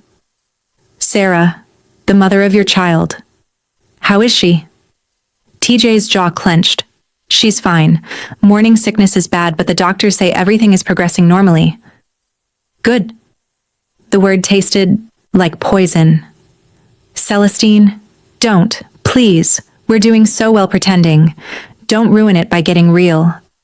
What if I want real? You can't have it. She finally looked at him, let him see the devastation in her eyes. You can't have me and her. You can't have what we almost had and a baby with someone else. Life doesn't work that way. I know. His voice cracked slightly. Believe me, I know. Then why are we having this conversation? Because I need you to understand something. He moved closer, his voice urgent. Whatever happened that night, whatever the photos show, I don't have feelings for Sarah. I never have. She's my friend, and now she's carrying my child, and I'll do right by her. But she's not you. That doesn't change anything, doesn't it? No. Celestine stepped back, needing distance. Because at the end of the day, you still slept with her, still got her pregnant, still betrayed our... She stopped. The contract. You betrayed the contract. I was going to say marriage. We don't have a marriage. We have a business arrangement. Stop saying that. Why? It's true. It stopped being true the moment I started falling for you. The confession hung in the air between them, dangerous and devastating. Celestine felt tears prick her eyes, forced them back. You don't get to say that. Not now. Not after everything. I know. But it's true anyway. It doesn't matter. Why not? Because there's a baby. Because she needs you. Because I won't be the other woman in my own marriage. Her voice rose despite her control. Because I spent 6 years building myself into someone who doesn't need anyone. And then you came along and made me need you. And look where that got me. Alone and heartbroken while you play house with someone else. I'm not playing house with her. No? What do you call moving her into an apartment, arranging her medical care, being at her appointments? I call it being responsible. And I call it choosing her over me. I didn't choose. Yes, you did. Maybe not intentionally. Maybe you don't remember making that choice. But you made it. And now we both have to live with the consequences. TJ looked like he wanted to argue, to fight, to grab her and make her understand something. But he couldn't. Because she was right. I'm sorry, he said finally. For all of it. For hurting you. For making you care and then destroying what we had before it even had a chance to grow. I'm so sorry, Celestine. She wanted to stay angry, wanted to hold on to her fury and ice. But looking at him, seeing his pain, knowing he was suffering too, something in her softened despite herself. I know, she whispered. I know you are. They stood there on the balcony, two people who'd almost found something real, mourning what would never be. Inside, the gala continued. Outside, two broken people tried to figure out how to survive the wreckage. We should go back in, Celestine said eventually. People will talk. Let them. We can't afford that kind of attention. I don't care. Well, I do. She straightened, pulled the Ice Queen mask back on. This is what we agreed to. Public appearances, united front. Let's not make it harder than it needs to be. TJ nodded slowly. Okay, but Celestine? What? I'm going to fix this. Somehow. I'm going to find out what really happened that night. and I'm going to fix this. Some things can't be fixed. I have to try." She didn't respond, just walked back into the ballroom, leaving him alone on the balcony with his regrets and determination. The rest of the gala passed in a blur. More smiling, more pretending, more agony disguised as elegance. When it finally ended, Celestine escaped to her hotel room, stripped off the beautiful gown, and stood in the shower until the water ran cold. She'd survived. Barely. But she couldn't keep doing this. Couldn't keep seeing him, being near him, pretending her heart wasn't screaming every time they touched. Something had to change. She just didn't know what. The answer came 3 days later in the form of a phone call from Elder Kim. "Mrs. Ryu, we need to discuss the contract terms." "What about them?" "Zakarov's attacks are escalating. The alliance needs to appear stronger, which means you and Mr. Ryu need to spend more time together publicly." "We just did a gala. That's not enough. The contract stipulates cohabitation. You've been in London for 2 months. People are starting to talk." Celestine's stomach dropped. "What are you saying?" "I'm saying you need to return to Seoul, at least part-time, alternate between cities. Show a united front not just at events, but in daily life." "That's not possible." "It's required, unless you want to trigger the breach clause and lose your empire." The threat was clear. Return to Seoul. Live with TJ. Pretend everything was fine, or lose everything she'd built. "How long?" she asked quietly. "Minimum 2 weeks a month in Seoul, the rest in London. Starting immediately." Celestine closed her eyes. "Fine, I'll make arrangements." "Excellent. Mr. Ryu has been informed as well. He's expecting you next week." The line went dead. Celestine sat in her office, staring at nothing, feeling the walls close in. She was going back to Seoul. Back to the estate. Back to sharing space with a man she'd started to love and couldn't have. Back to hell, basically. Marcus found her an hour later, still sitting in the dark. "Boss? I have to go back." "To Seoul?" "The contract requires it. Cohabitation, united front, all the things I've been avoiding." "You don't have to." "Yes, I do. Unless I want to lose everything. Which I don't." "How are you going to survive that?" Celestine looked at him, her face hard. "The same way I survived everything else. By being stronger than the pain. By refusing to break. By remembering who I am and what I've built. And if that's not enough, then I'll build higher walls. Colder masks, whatever it takes. That's not living, boss. That's just existing. Then I'll exist." She stood, her decision made. "Because the alternative is falling apart, and I don't have that luxury. Book me a flight for Monday. I'm going back to Seoul. And TJ? Is a problem I'll handle when I get there." She walked out with her head high, her heart in pieces, and her determination absolute. The Duchess was returning to Seoul, and this time she'd make sure nothing and no one got past her defenses, even if it killed her. The flight to Seoul felt like flying toward her execution. Celestine sat in first class, staring out the window, trying to prepare herself for what came next. 2 weeks a month in that house, in that bedroom, near him. She could do this. She'd survived worse. Survived losing her parents. Survived her brother's abandonment. Survived rebuilding an empire at 19. She could survive living with a man she couldn't have. She repeated it like a mantra. Almost believed it. The car picked her up from the airport. Same route to the estate. Same gates opening. Same feeling of entering a prison disguised as a palace. TJ was waiting in the foyer when she arrived. They stared at each other across the marble expanse. "Welcome back," he said quietly. "This isn't a homecoming," she replied. "It's a contractual obligation." "I know. Good. As long as we're clear." Mrs. Han appeared, older and kinder than Celestine remembered. Mrs. Rue, your room is ready. Our room, TJ corrected. My room, Celestine countered. I'll be staying in the guest wing. The contract requires cohabitation in the same residence, not the same bedroom. I'll be in the east wing. You'll stay where you are. We'll maintain appropriate distance. TJ's jaw clenched. Fine. Fine.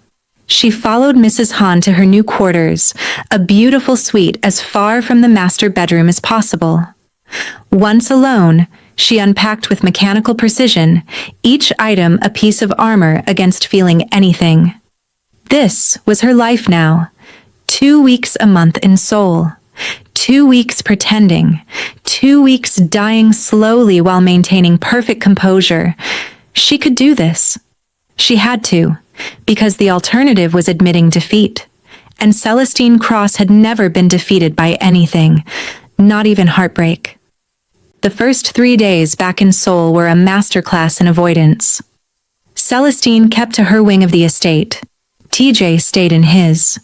They moved around each other like ghosts, occupying the same space but never the same time.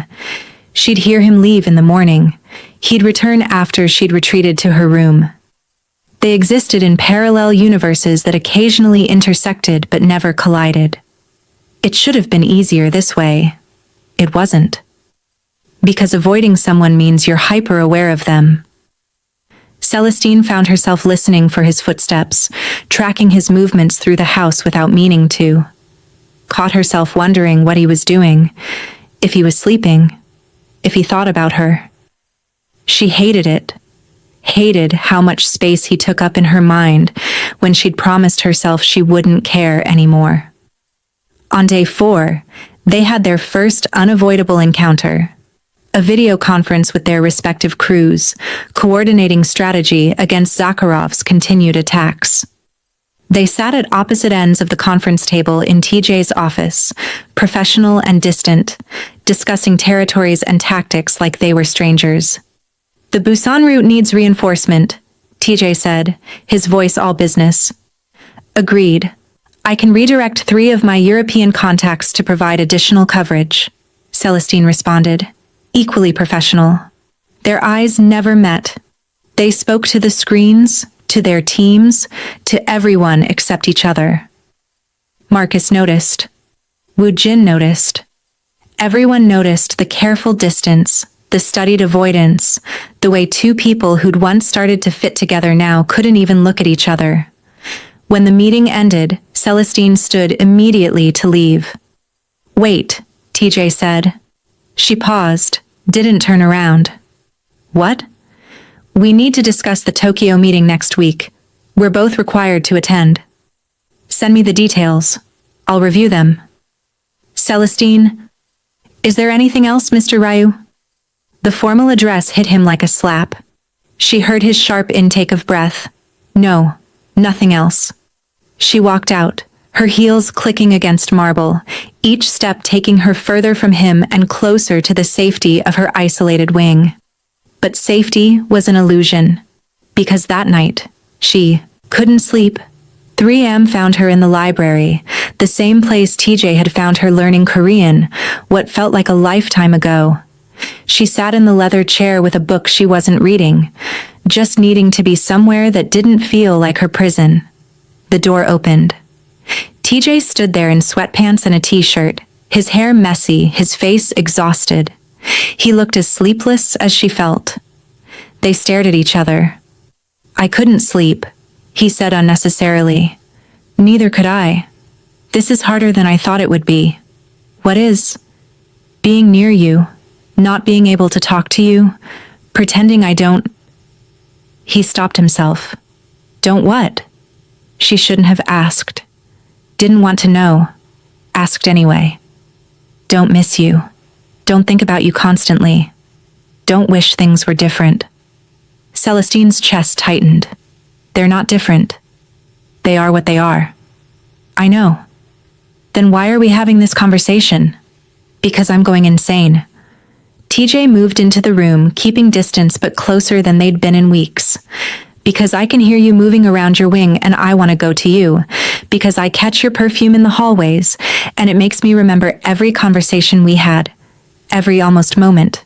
Because you're right here and I can't have you and it's killing me. You think it's not killing me? The words escaped before she could stop them. You think this is easy for me? Being in this house, seeing you every day, knowing that while I'm here you're thinking about her, about the baby, about a future that doesn't include me? I'm not thinking about her. You should be.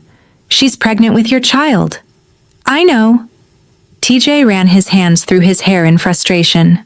I know. And I'm trying to do the right thing. But the right thing feels wrong because it means losing you.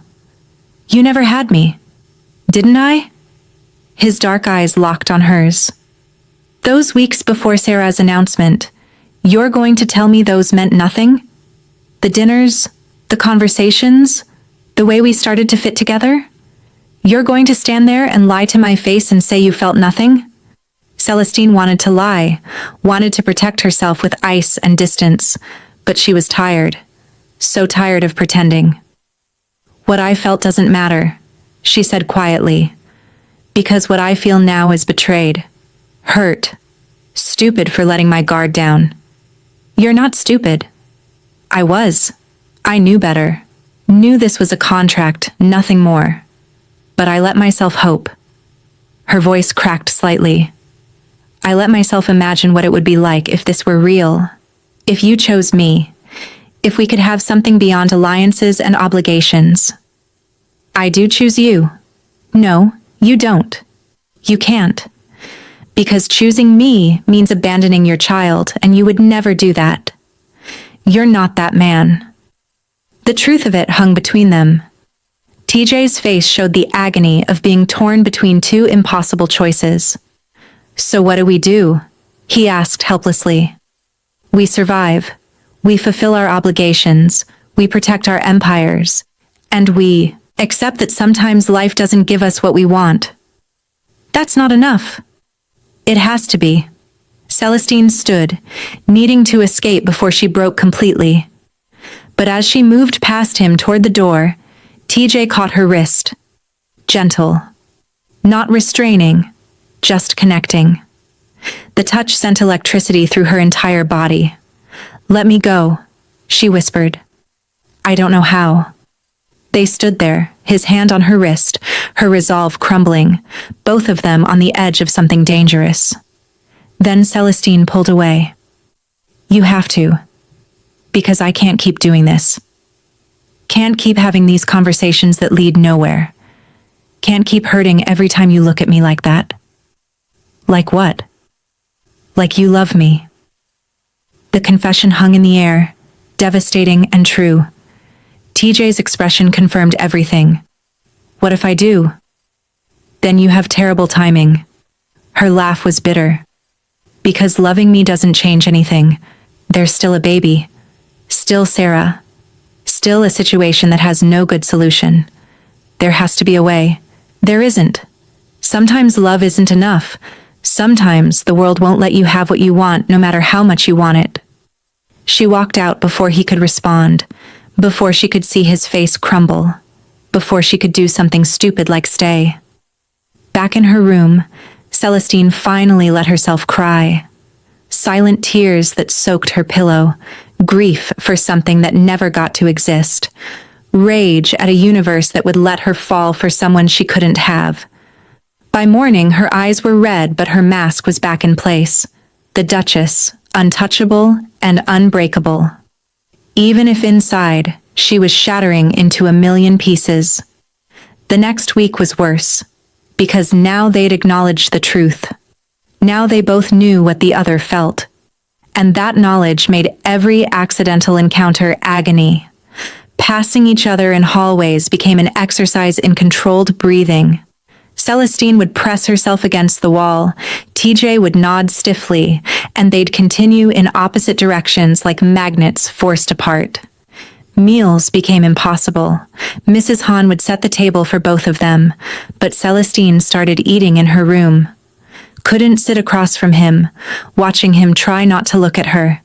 feeling the weight of everything unsaid. TJ threw himself into work. 18-hour days, came home exhausted, went straight to his room. Anything to avoid the temptation of seeking her out. Woojin watched his brother deteriorate with growing concern. "Hyung, you're destroying yourself." "I'm fine." "You're not sleeping. You're not eating. You look like hell." "Thanks for the observation." "Talk to her." "I can't." TJ's voice was hollow. "She's made it clear she doesn't want me near her. Because it hurts. Not because she doesn't care." "What difference does it make?" "She's right. There's no solution here. I have a responsibility to Sarah and the baby. And Celestine deserves someone who can give her everything, not someone torn between two impossible choices." "So you're just giving up?" "I'm being realistic." But reality felt like dying. In her wing, Celestine was having similar conversations with Marcus over video calls. "Boss, you look terrible." "Thank you, Marcus. Your honesty is always refreshing." "I'm serious. This situation is killing you." "I'm managing." "You're falling apart." "I'm keeping it together." "Are you?" Marcus's voice softened. "Because from where I'm sitting, you're letting this destroy you rather than fighting for what you want." "What I want doesn't matter." "Doesn't it? You're Celestine Cross, the woman who rebuilt an empire at 19, the woman who faced down Irish mobsters and Russian bratva and never blinked. When did you become someone who accepts defeat?" "When I realized some battles can't be won." "Or maybe you're scared." The accusation hit hard. "Scared of what?" "Scared that if you fight for him and still lose, you won't survive it. So you're losing by default instead, protecting yourself by giving up before the real fight even starts." Celestine wanted to argue. Couldn't. Because Marcus was right. She was terrified. Terrified of hoping. Terrified of trying. Terrified of putting her heart on the line only to have it shattered again. Easier to accept defeat now than risk total destruction later. "I don't know how to fight this, Marcus," she admitted quietly. "There's a baby. A woman who needs him. How do I fight that? What kind of person would I be if I tried?" "You'd be someone fighting for love. That doesn't make you a villain." "It feels like it would." "That's the difference between you and most people. You care too much about doing the right thing, even when the right thing is breaking your heart." After the call ended, Celestine sat in her room, staring at nothing, wondering if Marcus was right. If she was giving up too easily. If there was a way to fight for what she wanted without destroying innocent people in the process. She didn't have answers. Just more questions and a pain that wouldn't stop growing. The Tokyo meeting was torture. A business summit. All the major Asian crime families in attendance. TJ and Celestine were required to present a united front, to show their alliance was strong, to play the devoted couple for an audience of sharks looking for any sign of weakness. They flew separately, stayed in the same hotel but different floors, arrived at the summit in the same car but sat as far apart as possible. The meeting itself required them to stand side by side, presenting their combined strategies, fielding questions, appearing seamlessly connected. It was the best acting performance of both their lives. Celestine wore a deep red suit that made her look like power incarnate, her natural curls styled in a sleek, low ponytail, gold jewelry at her ears and throat. TJ was devastating in a charcoal suit, his presence commanding, his face carved from stone. They looked perfect together, a king and queen of the underworld. No one could see the chasm between them. "Our alliance has proven extremely effective," TJ said in English for the international audience. "Combined, our territories stretch from Asia to Europe. Our networks are stronger than ever, and our response to external threats has been swift and decisive. The marriage has provided stability and strategic advantage," Celestine added smoothly. We operate as a single unit, leveraging each other's strengths to maintain dominance in our respective markets. Her words were technically true and completely hollow. Questions came rapid fire.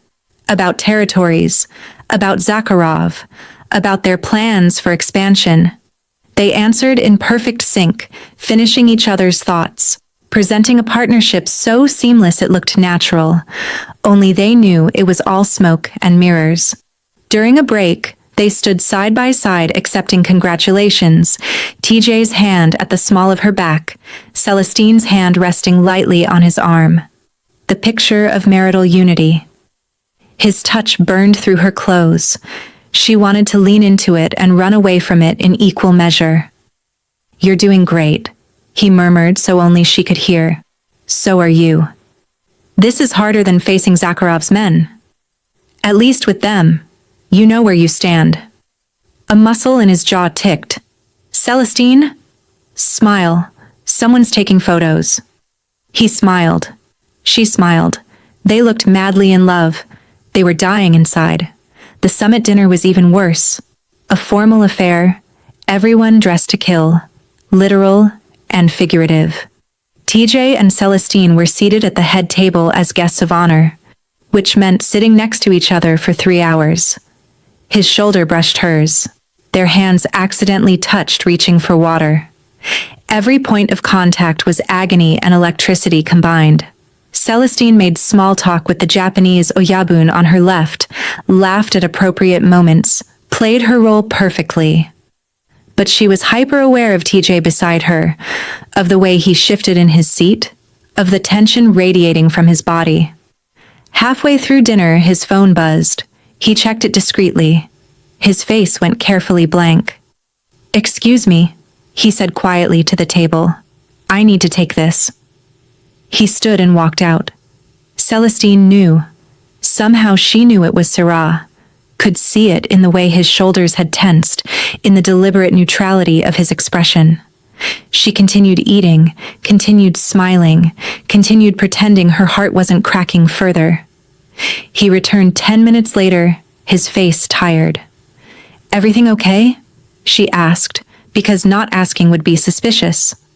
"Fine. Just business." They both knew he was lying. She didn't call him on it. The rest of the dinner passed in a blur. When it finally ended, Celestine escaped to her hotel room, stripped off the red suit, and stood under a scalding shower trying to wash away the feeling of his hands on her, the scent of his cologne, the memory of how they'd looked together. Like they belonged. Like it was real. Like it could ever be real. A knock on her door at midnight made her freeze. She knew who it was. Knew she shouldn't answer. Answered anyway. TJ stood in the hallway, still in his dress pants and white shirt, the jacket and tie abandoned. He looked wrecked. "I can't do this anymore," he said without preamble. "Can't do what?" "Pretend I don't love you." The words should have made her happy. Instead, they made her angry. "Don't." Her voice was sharp. "Don't say that to me after taking a call from her in the middle of dinner. Don't tell me you love me when you're planning a future with someone else." It wasn't about planning a future. I don't care what it was about. Celestine's control finally snapped. "I don't care if you love me or hate me or feel nothing at all. Because it doesn't change anything. You have responsibilities. She's pregnant. And I refuse to be the other woman in my own marriage." "You're not the other woman. You're my wife. In name only. You made that very clear in Hong Kong." "I was wrong." "Were you? Or are you just lonely and conflicted and looking for something to make this situation easier?" The accusation made him flinch. "That's not fair." "None of this is fair."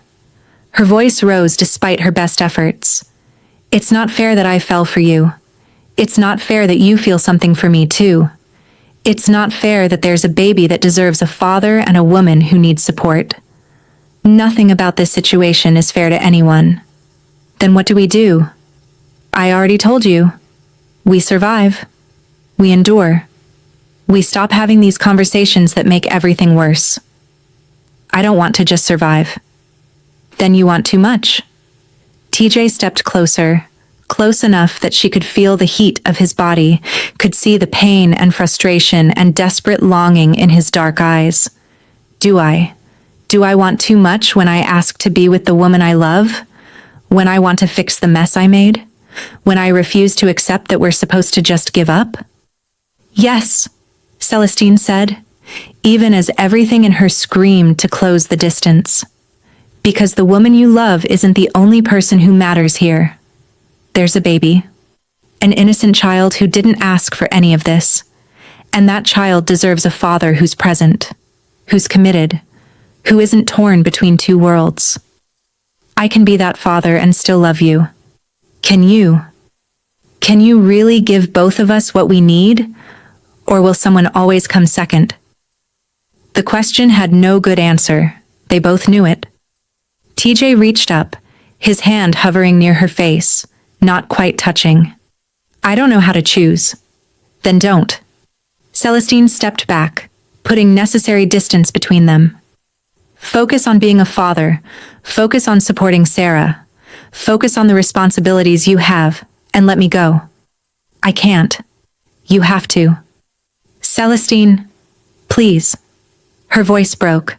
Please just go. Because if you stay, if you keep looking at me like that, I'm going to do something stupid like believe we have a chance, and I can't afford to believe in things that aren't real. For a long moment, TJ just stood there, looking at her with such raw longing it made her chest ache. Then he nodded slowly. Okay, if that's what you want. It's what needs to happen. He turned to leave, paused at the door. For what it's worth, you're the realest thing in my life. Then he was gone, and Celestine was alone in her hotel room, sliding down the door to the floor, finally letting herself break. Because he loved her, and she loved him. And none of it mattered because the world wouldn't let them have each other. And that was the cruelest reality of all. The flight back to Seoul was silent torture. They sat in first class, an empty seat between them that might as well have been an ocean.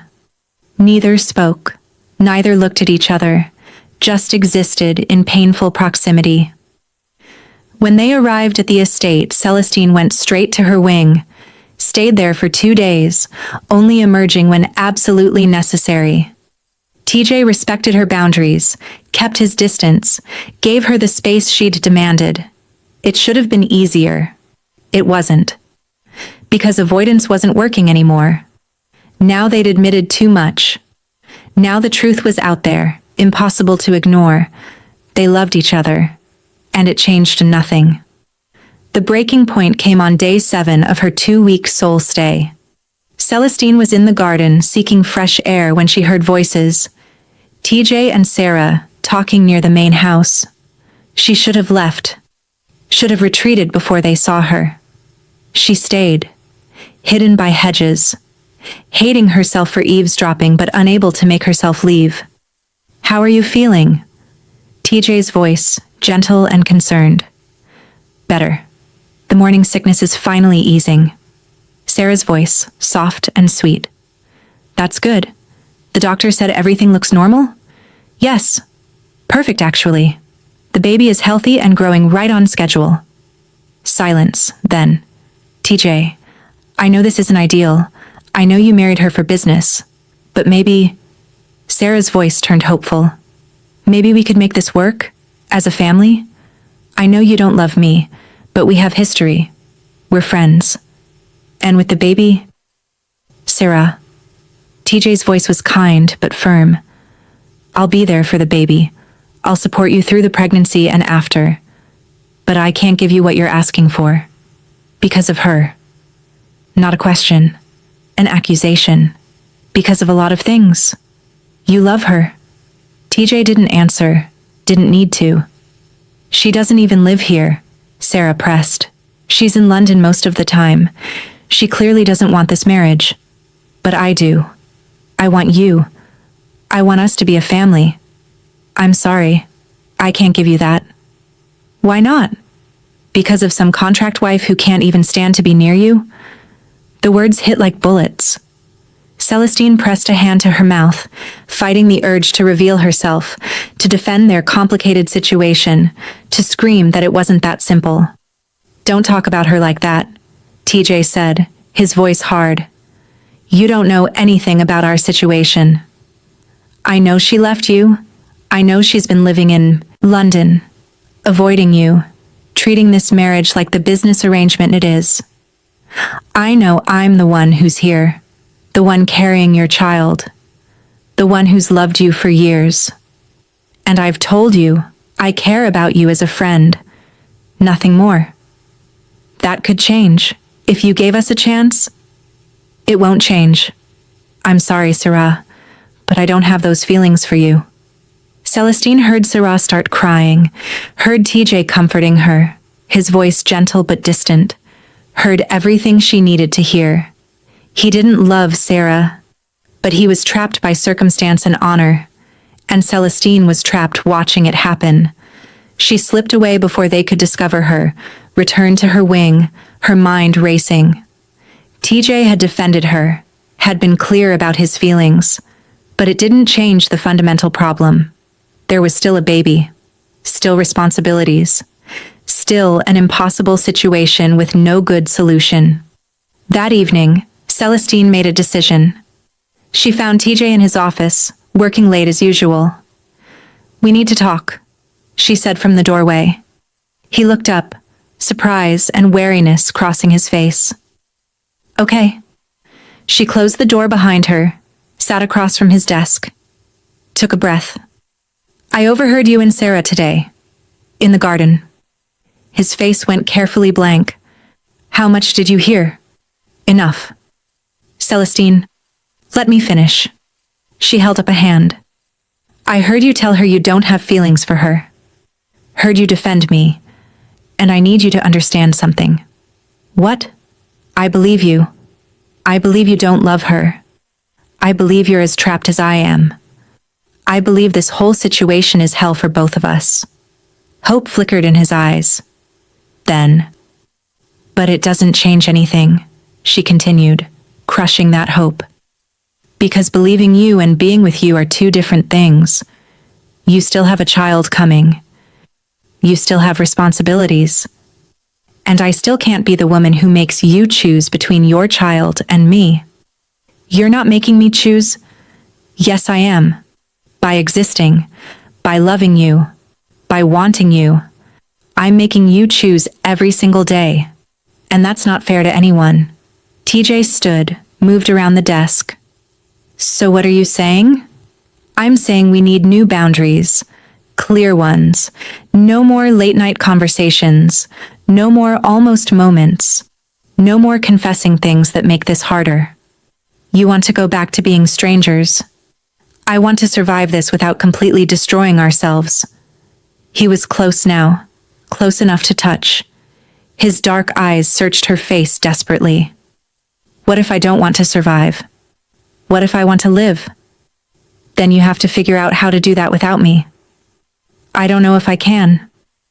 "You have to try." They stood there, inches apart, the air between them charged with everything they couldn't have. Celestine could see the moment he made his decision, the moment he chose honor over happiness.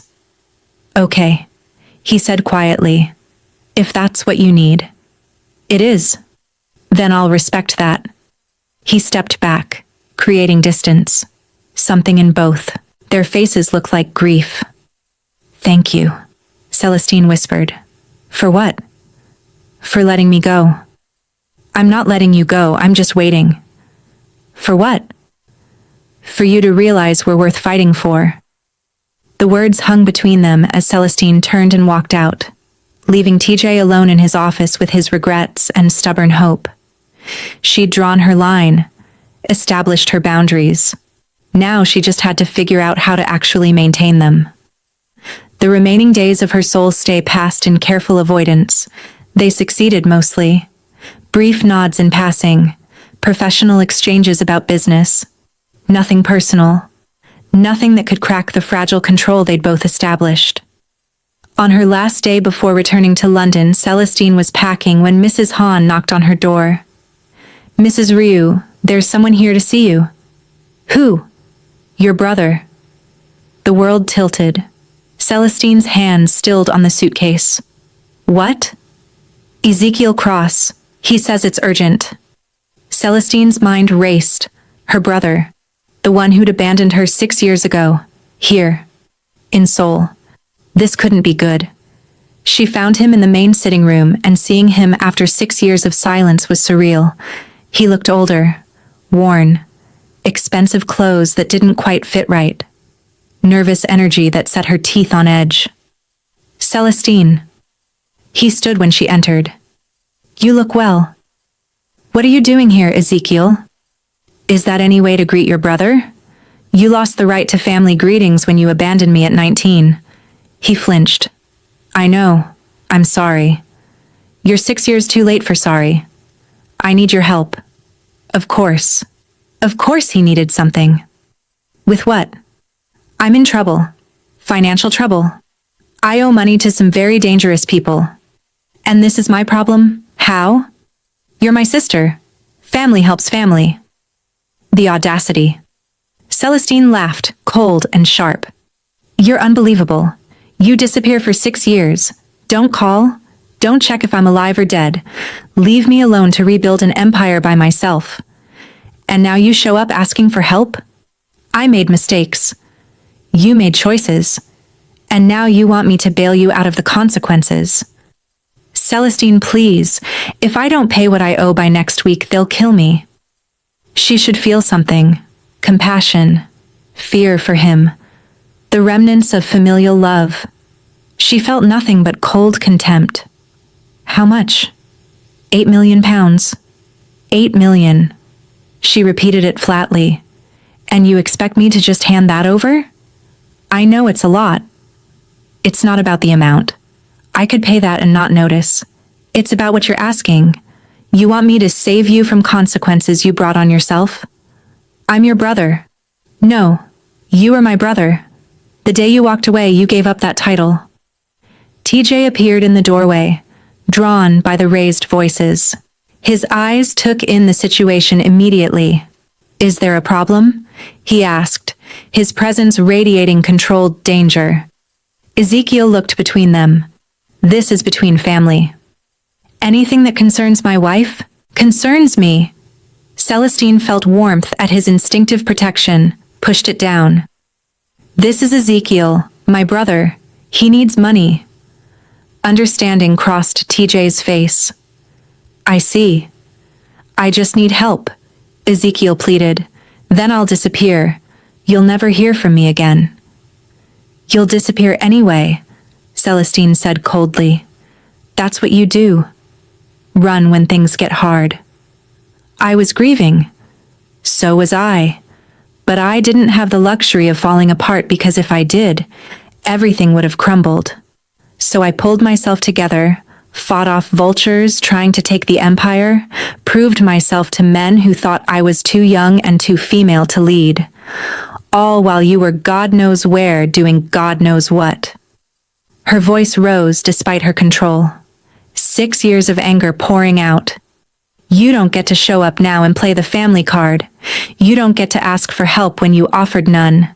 You don't get to call me sister when you left me alone in the darkest moment of my life. Ezekiel looked stricken. I'm sorry. Your sorry means nothing. You want money? Fine, I'll give it to you. But then you leave. You stay gone. You never contact me again. And if you try to use the family connection for anything else, I will destroy you without hesitation. Celestine? Those are my terms. Take them or leave them. Ezekiel's face showed his desperation. Okay. I agree. Good. Marcus will wire the funds tomorrow. Now get out. He stood, hesitated like he wanted to say more, then left without another word. Celestine stood there, shaking with rage and old grief. Are you okay? TJ asked quietly. I'm fine. You're shaking. I said I'm fine, but her voice cracked. TJ crossed the room without hesitation, pulled her into his arms. For a moment she resisted, then she crumbled. letting him hold her while 6 years of pain about her brother finally broke through. "He left me," she whispered into TJ's chest. "I needed him, and he left me. I know. Everyone leaves me. Not everyone." His arms tightened. "I'm here." "For how long?" "As long as you'll let me be." They stood there, holding each other, the boundaries she'd set crumbling in the face of actual comfort. This was dangerous. This was exactly what she'd said they couldn't do. She didn't care. Just for this moment, she let herself be held. Let herself feel safe. Let herself pretend that maybe they could have this. Eventually, she pulled back. "Thank you. Anytime." Their eyes met. The air shifted, charged with possibility and danger and everything they'd been denying. TJ's hand came up, cupped her face gently. "Celestine?" The sound of a car pulling up shattered the moment. They stepped apart as Mrs. Han appeared in the doorway. "Mr. Ryu, Miss Sarah is here. She says it's an emergency." Reality crashed back. Celestine watched TJ's face shift from soft to concerned. I know. Go." He hesitated, looking torn. "Go," she repeated. "She needs you." He left, and Celestine stood alone in the sitting room, feeling colder than she had before he'd held her. Because for a moment, she'd let herself believe, let herself hope. And the universe had reminded her, cruelly and precisely, why hope was dangerous. There was always going to be something. Someone. Some reason they couldn't have each other, and she was tired of fighting it. That night, Celestine booked an earlier flight back to London, left before dawn without saying goodbye, sent TJ a text. "Had to leave early. Business emergency. See you at the next required appearance." He called immediately. She didn't answer. Sent flowers to her London penthouse. She gave them to her assistant. Tried again and again to reach her.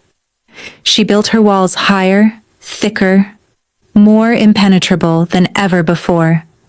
Because she'd learned her lesson. The universe didn't want them together. Every time they got close, something happened to tear them apart. So she'd stop trying. Stop hoping. Stop believing in fairy tales that would never come true. The Duchess was back. Colder than ever. Harder than ever. And this time, no one was getting through. Not even the man she loved. Because love, she'd learned, wasn't enough. And she was done pretending it could be. 2 weeks passed. Then 3. Celestine threw herself into expanding her empire, making moves so bold that Marcus worried she was becoming reckless. She wasn't. She was just done playing safe.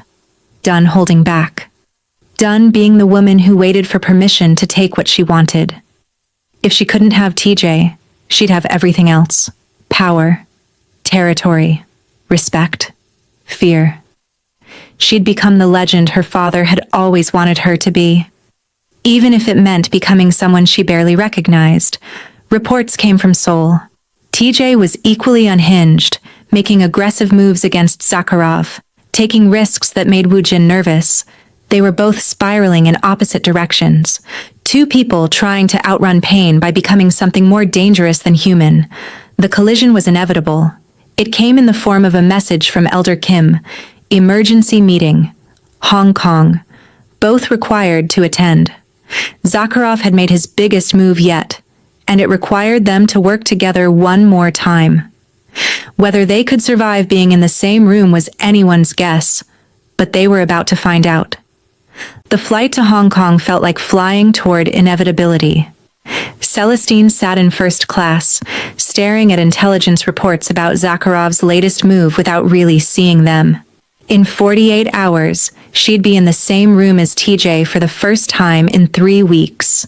On a different flight, TJ sat alone in first class, Woojin having stayed behind in Seoul to manage operations.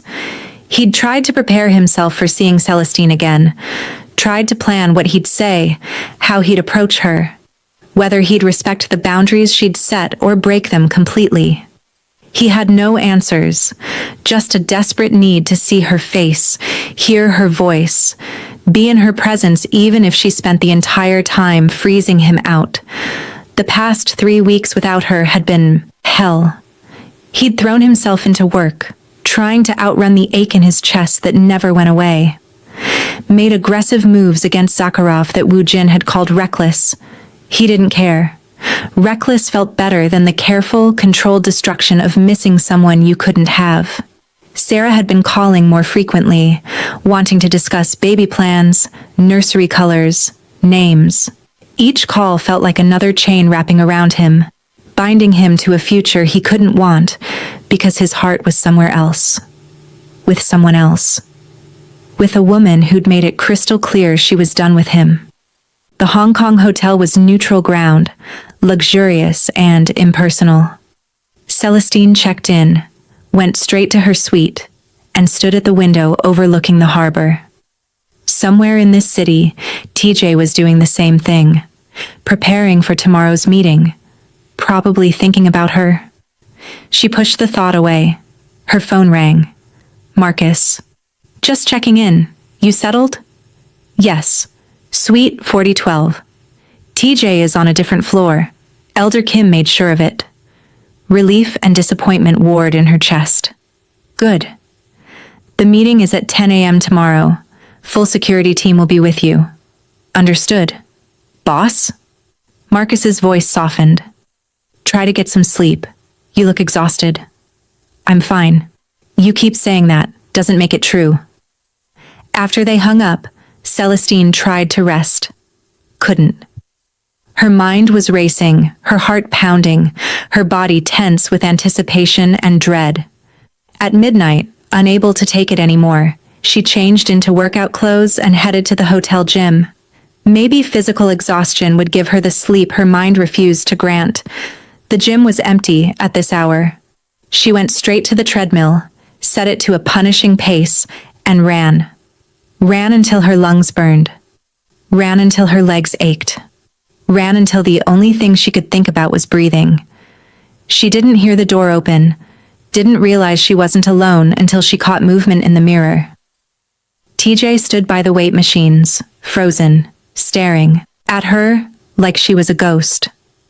Their eyes met in the mirror's reflection. Celestine's pace faltered. She caught herself, kept running, but her rhythm was broken. Her carefully controlled breathing ragged for reasons that had nothing to do with exertion.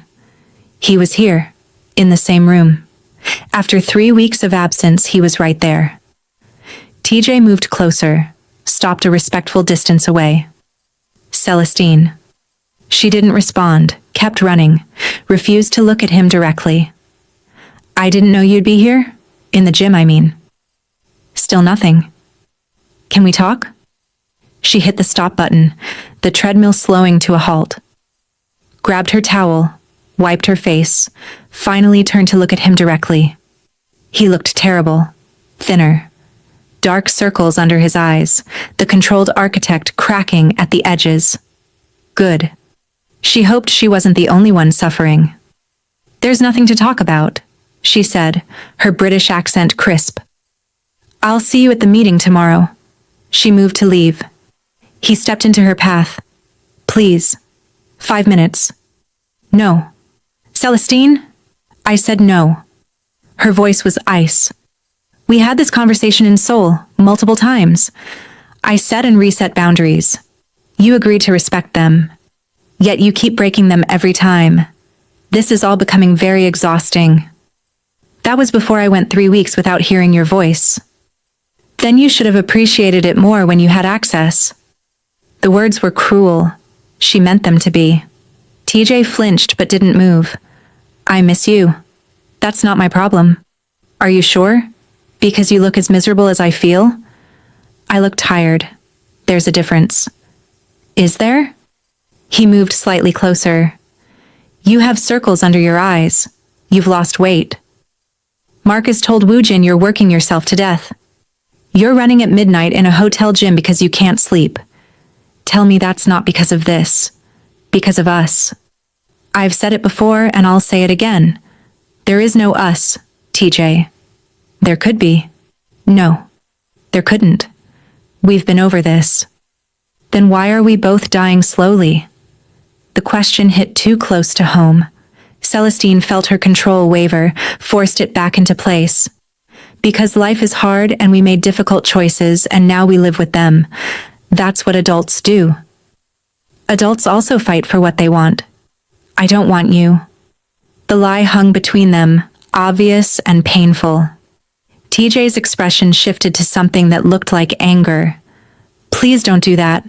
Don't lie to my face. I'm not. Yes, you are. You want me as much as I want you. You admitted it before you left. You're just too scared to embrace it. I'm not scared. I'm practical. You're terrified. He moved closer still, close enough that she could smell his cologne, feel the heat of his body. You're terrified that if you let yourself love me, I'll hurt you again. That you'll end up destroyed like you were when your brother left. So you're pushing me away first. Protecting yourself by burning everything down before I can. You don't know what you're talking about, don't I? I've watched you build walls for months. Watched you become colder and harder and more alone. Watched you turn back into someone who doesn't need anyone because needing people got you hurt. And whose fault is that? Her voice rose despite her best efforts. Who got someone else pregnant on our wedding night? Who made me fall for him and then shattered everything? I know what I did. Or what I apparently did because I still don't remember. The photos don't lie. Maybe they do. The declaration hung in the air, shocking them both. Celestine stared at him. What? TJ ran his hands through his hair, frustration and confusion written across his face. I told you several times that I've been trying to remember that night for months. I've gone over it 1,000 times, and something doesn't add up. The photos show me in bed with her. I don't dispute that. But I don't remember how I got there. Don't remember anything after meeting her at the bar. And every time I try to ask Sarah about it, she gets defensive, or changes the subject, or starts crying. Maybe because it's painful for her. Or maybe because she's hiding something. Celestine's heart was racing. What are you saying? I'm saying what I've been trying to make you understand for weeks now, that I don't think things happened the way she said they did. You're just trying to make yourself feel better. Am I? Then explain why Woojin has been acting strange since the announcement. Why he looks at Sarah like he's in pain. Why he keeps asking me if I really don't remember. Because he's your brother and he's concerned. No, it's more than that. He knows something. I can see it. I've told you this before, but you won't believe me. I've even asked him and he insists he's fine, yet my instincts tell me otherwise. Celestine wanted to believe him. Had even considered the possibility. Wanted so desperately to believe there was an explanation that made this all make sense. But hope was dangerous. Celestine. TJ's voice was anguished as he held her arms. I know you do not want to hope only to be disappointed. No, you do not want to be in the middle of all this. No, you do not want to be the reason why I falter in my responsibility towards Sarah and the baby. But I need to know the truth. Need to understand what really happened. Then what is stopping you? Why haven't you discovered the truth? If it really exists? You keep... I'm trying. I'm doing everything within my ability to find out what really happened that night, Celestine. TJ tore out. I've retraced my steps to the bar. The VIP section where we were has a private exit with no cameras.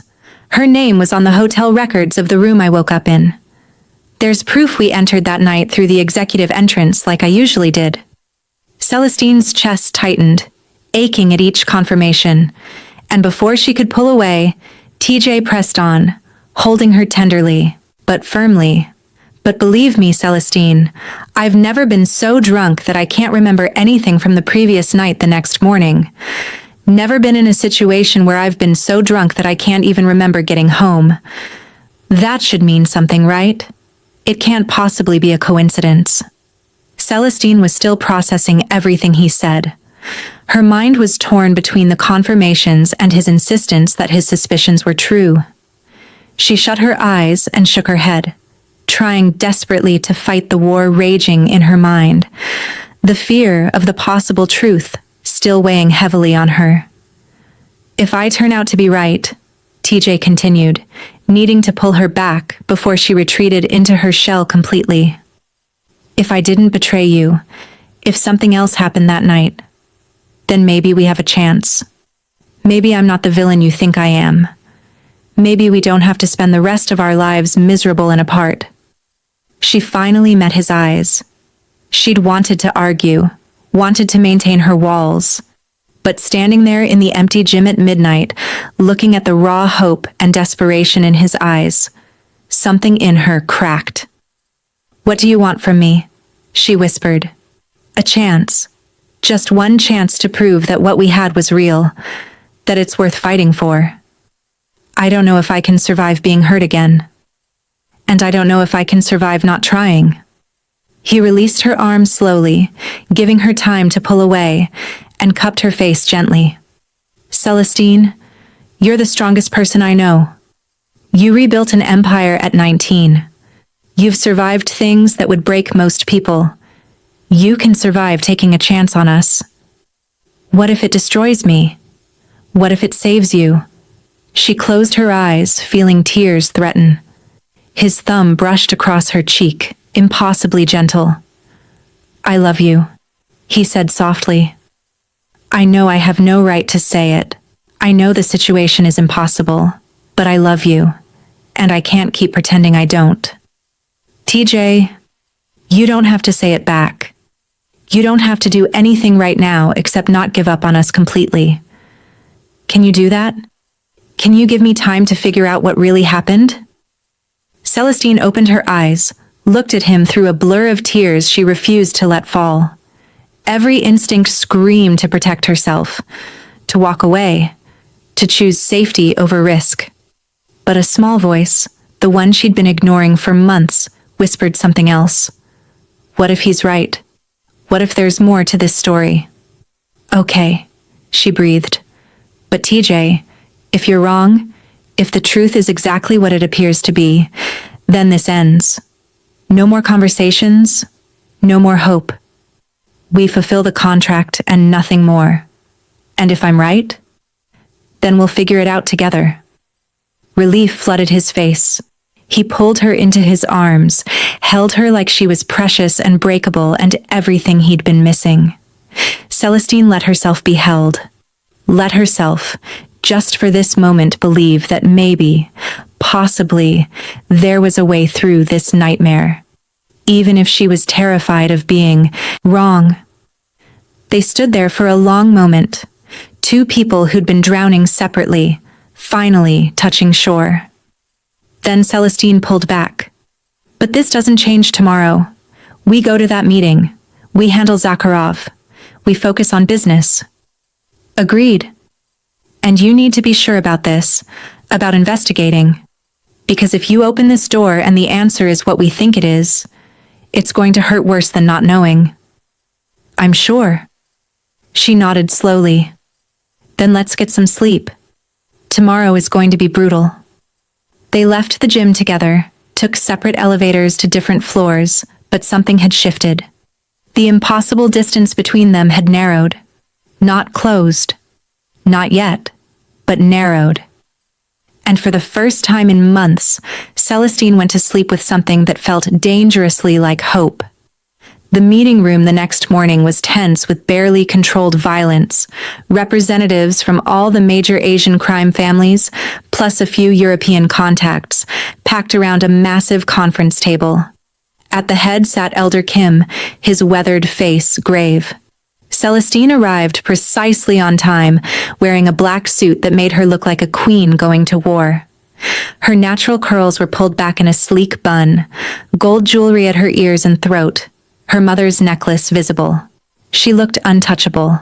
TJ was already there, in a charcoal suit that emphasized his broad shoulders, his face carved from stone. When Celestine entered, his eyes tracked her movement. Something warm in their dark depths that hadn't been there before. She took her seat at the opposite end of the table. Their eyes met briefly. A moment of connection in a room full of sharks. Elder Kim began without preamble. Zakarov has declared open war. He's no longer targeting operations sporadically. He's going for full territory takeover. Seoul, Busan, London, Paris, Berlin. Simultaneous attacks planned for next week. Murmurs rippled through the room. How do we know this? Asked the Japanese Oyabun. We have someone on the inside, TJ said, his voice cold and controlled. They've been feeding us information for 3 months. This is credible. Then we respond with overwhelming force, said Giovanni, the Italian representative. Show him that united, we're untouchable. Agreed, Celestine added, her British accent cutting through the chatter. But it needs to be coordinated. If we respond separately, he'll pick us off. Together, we end him. The Duchess speaks wisdom, Elder Kim said, which is why Mr. Ryu and Mrs. Ryu will be leading the coordinated response. Celestine's eyes snapped to Elder Kim. Excuse me? Your marriage alliance was designed for exactly this purpose. Combined leadership. Unified strategy. You've proven you can work together. Now you'll prove it can win wars. TJ looked equally surprised but recovered quickly. We'll need full tactical support from all families. You'll have it, Elder Kim confirmed, but the strategy is yours to design. It was both an honor and a trap. If they succeeded, their alliance would be legendary. If they failed, both their empires would crumble. No pressure. The meeting dissolved into planning sessions. Celestine and TJ were directed to a private conference room to work out the details. The irony wasn't lost on either of them. Forced together again. This time with the weight of multiple empires on their shoulders. Once alone, they stood on opposite sides of the table. Well, TJ said, this is awkward. Understatement of the century. Can we work together? Professionally? Celestine considered. We did it before. When Zakarov hit us simultaneously, we worked perfectly. That was before everything went to hell. I know. She moved to the table, spread out maps and intelligence reports. But we don't have a choice. So we put aside the personal and focus on what we're both good at. Strategy. TJ moved to stand beside her, close but not touching. All right. What are we looking at? They fell into it naturally. Two brilliant strategic minds working in sync. Celestine saw patterns TJ missed. TJ caught weaknesses Celestine overlooked. Together, they were formidable. Hours passed. Coffee arrived. They barely noticed. Just worked, building a plan that would either save them all or get them killed. If we hit his supply lines here, Celestine traced a route on the map, and simultaneously take out his lieutenants in these 3 cities, we cripple his ability to coordinate. But that requires perfect timing, TJ countered, and trust that everyone follows through. Then we make the consequences of not following through worse than facing Zakarov. He looked at her with something like admiration.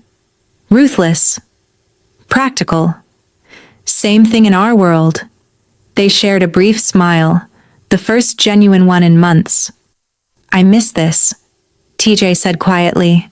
Working with you, watching your mind work. You're brilliant, Celestine. Please don't. Don't what? Don't make this personal when we just agreed to keep it professional. Right. Sorry. But the moment hung between them, warm and complicated and full of possibility. They continued planning until evening, when Marcus knocked to inform Celestine she had a call from London. Emergency? She asked. Potentially, your presence is requested. She looked at TJ apologetically. I need to take this. Go, I'll keep working on the East Quadrant strategy.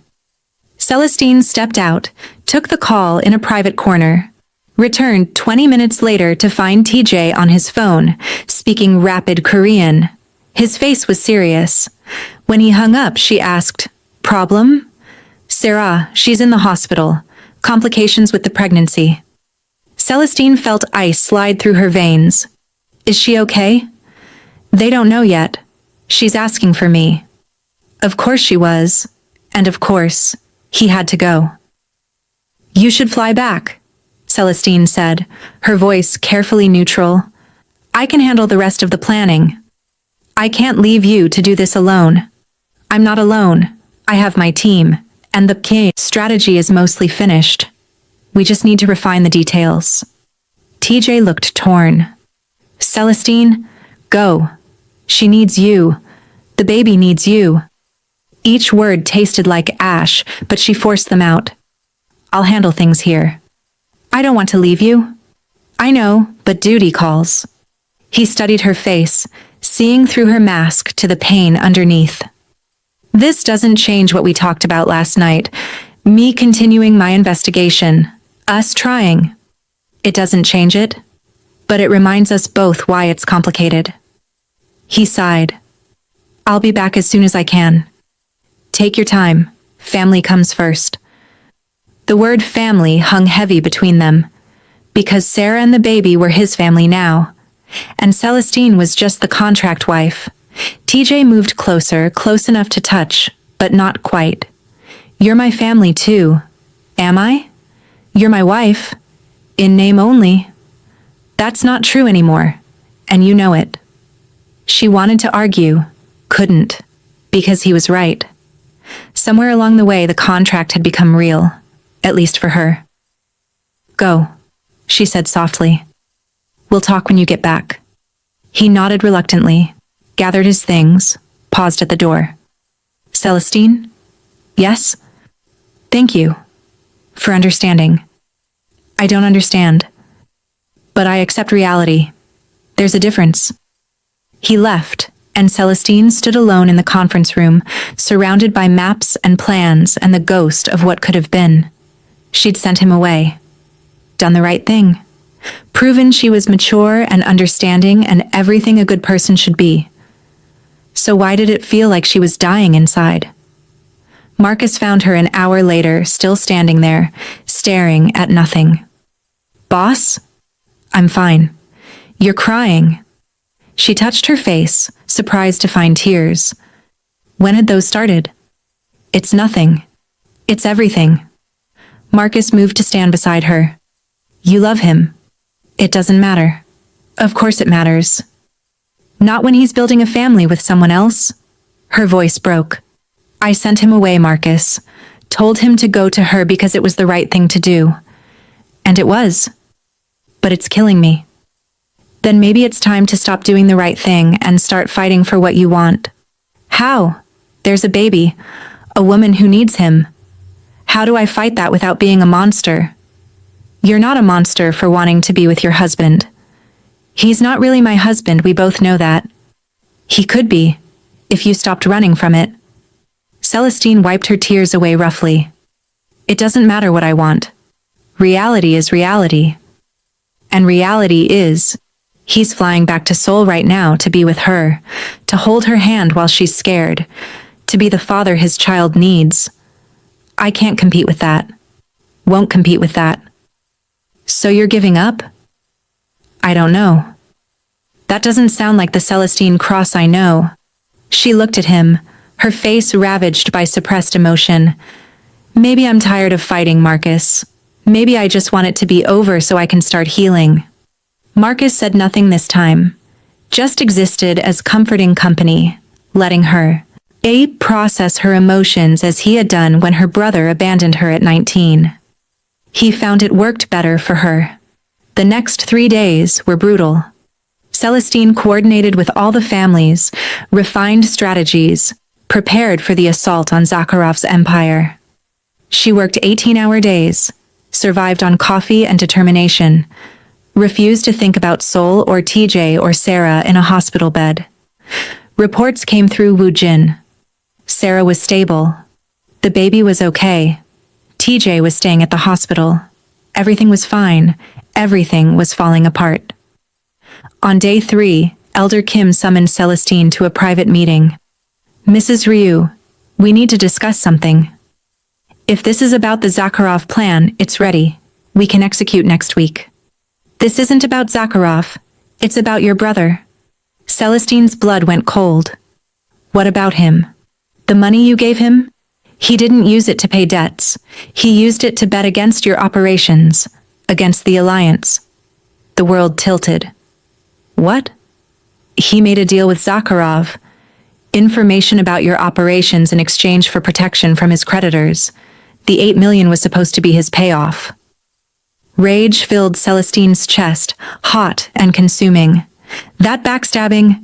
He's here, in Hong Kong. Zakarov has him. They're using him as leverage." "Leverage for what?" "For you. They want you to withdraw from the coordinated attack, claim illness, break the Alliance. Or they kill Ezekiel." "Yes." Celestine laughed, bitter and cold. "Let them." Elder Kim's eyebrows rose. "You would sacrifice your brother?" "He's not my brother. He made that clear 6 years ago. And again, 3 days ago, when he betrayed me for money. The families expect you to try to save him. Family loyalty is... I have no family loyalty to someone who's repeatedly betrayed me." Her voice was ice. "Ezekiel made his choices. Now he lives with the consequences. The Alliance may fracture if you appear heartless. Then let them see me as heartless. I won't sacrifice everything we've built because my brother is an idiot who made a deal with the devil." "Your husband might disagree." "Then my husband can disagree. The plan proceeds, with or without my brother's life as collateral." Elder Kim studied her for a long moment. "You've become formidable, Mrs. Ryu." "I've become what I had to be to survive." She walked out of the meeting with her head high and her heart screaming. Because yes, Ezekiel was a bastard who deserved whatever happened to him, but he was still her brother. Still the boy she'd played with as a child. Still family, even if he'd abandoned that connection, and she'd just signed his death warrant without flinching. That night, unable to sleep, unable to outrun her thoughts, Celestine called TJ. He answered on the first ring. "Celestine?" Hearing his voice broke something in her. "I need to tell you something." "What's wrong?" She told him. About Ezekiel, about the betrayal, about her decision. Silence on the other end. "TJ? You're letting him die." Not a question, a statement. "He betrayed me, betrayed the Alliance. Why should I sacrifice everything for him?" "Because he's your brother." "He stopped being my brother 6 years ago." "Did he? Or have you just convinced yourself of that so it hurts less?" The accusation stung. "You don't understand." "Don't I? I'm sitting in a hospital with a woman who may or may not have lied to me about the biggest thing in my life, honoring responsibilities that may not even be mine, because duty matters. Because doing the right thing matters, even when it's hard. This is different. Is it? We're both making impossible choices, Celestine. Both trying to navigate situations where there's no good answer. But you can't let him die just to prove you're strong enough not to care. Why not? Because you're better than that. Because the woman I love has a heart, even when she pretends she doesn't. Tears streamed down her face. I don't know how to save him without destroying everything else. Then let me help you figure it out. You're in Seoul with Sarah. She's stable. I can fly back tomorrow. TJ, you don't have to... Yes, I do. Because you're my wife, my partner, and you don't get to face this alone. Something in her chest loosened.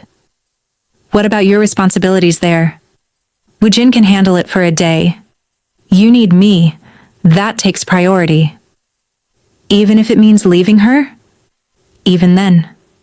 Because Celestine, I've just realized I've been choosing wrong for months. Choosing guilt over love. Duty over happiness. I'm done making that mistake. What are you saying? I'm saying that when I get back to Hong Kong tomorrow, we're going to save your brother. We're going to destroy Zakarov. And then we're going to figure out the truth about Sarah and the baby. The doctor said she would be stable by then. I'm scared, she admitted for the first time since she was orphaned at 19 and thrown into running an empire she had known little to nothing about. Facing the constant fear of losing everything her father had built with one wrong move. That same fear clawed up her spine now, the fear of the truth. The fear that she might have to let him go if he was wrong. The void her parents and brother left still hollow against her chest. So am I, TJ said softly, but I'd rather be scared with you than safe without you. That's the corniest thing you've ever said. Doesn't make it less true. She laughed through her tears, feeling something like hope bloom in her chest. Okay, come back. Help me save the brother I hate. I'll be there tomorrow morning. TJ? Yeah? Thank you. For what? For not giving up on me, even when I gave up on myself. Never. I'll never give up on you. They hung up, and Celestine sat in her hotel room, feeling less alone than she had in months. He was coming back, choosing her. Even with everything else hanging over them, he was choosing her. Maybe, just maybe, they had a chance after all. TJ arrived in Hong Kong at dawn, went straight to Celestine's hotel. Found her in the business center, surrounded by maps and plans, looking exhausted and beautiful, and absolutely fierce.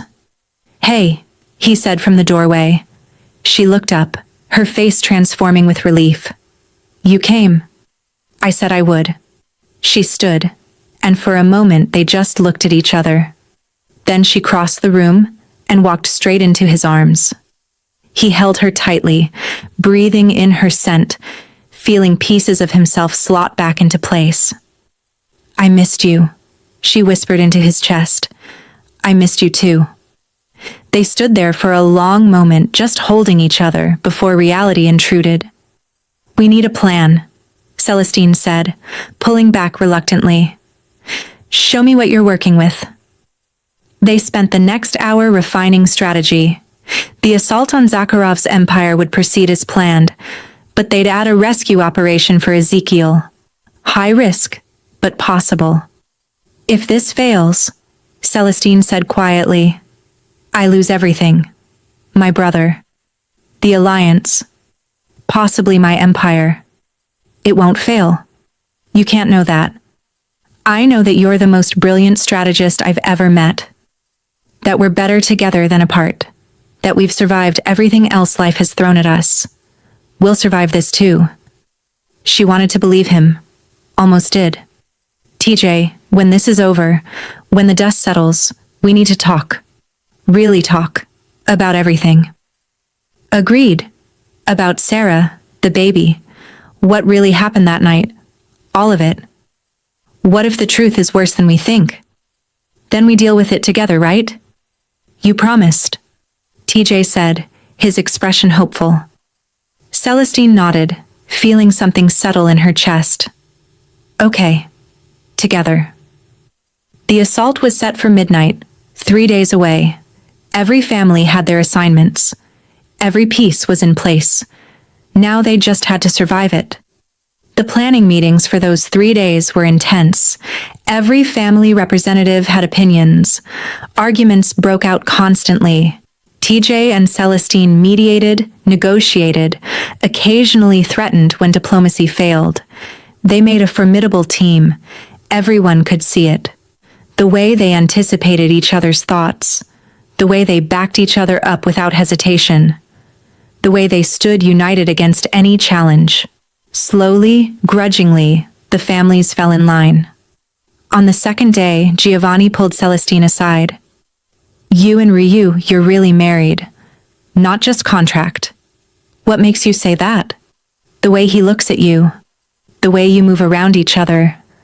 That's not business. That's love. Celestine didn't know how to respond. Giovanni smiled. Don't worry. It's not a weakness. It's a strength. United leadership is stronger than divided. Your father knew that. Lee Dae-han knew that. Now you're proving it. After he left, Celestine stood alone, processing his words. Was it that obvious? That despite everything, despite the complications, she and TJ had become something real? TJ found her an hour later. You okay? Giovanni said we look like we're in love. Are we? She turned to face him. I don't know. Are we? He moved closer, his dark eyes intense. I know what I feel. I've told you. I love you, Celestine. Have for months. Probably since that night in the kitchen at 3 a.m. when you told me about your brother. When you let me see past the Duchess to the woman underneath. TJ? Hey. He held her hands gently. It's not a call for you to say it back. I just need you to always know.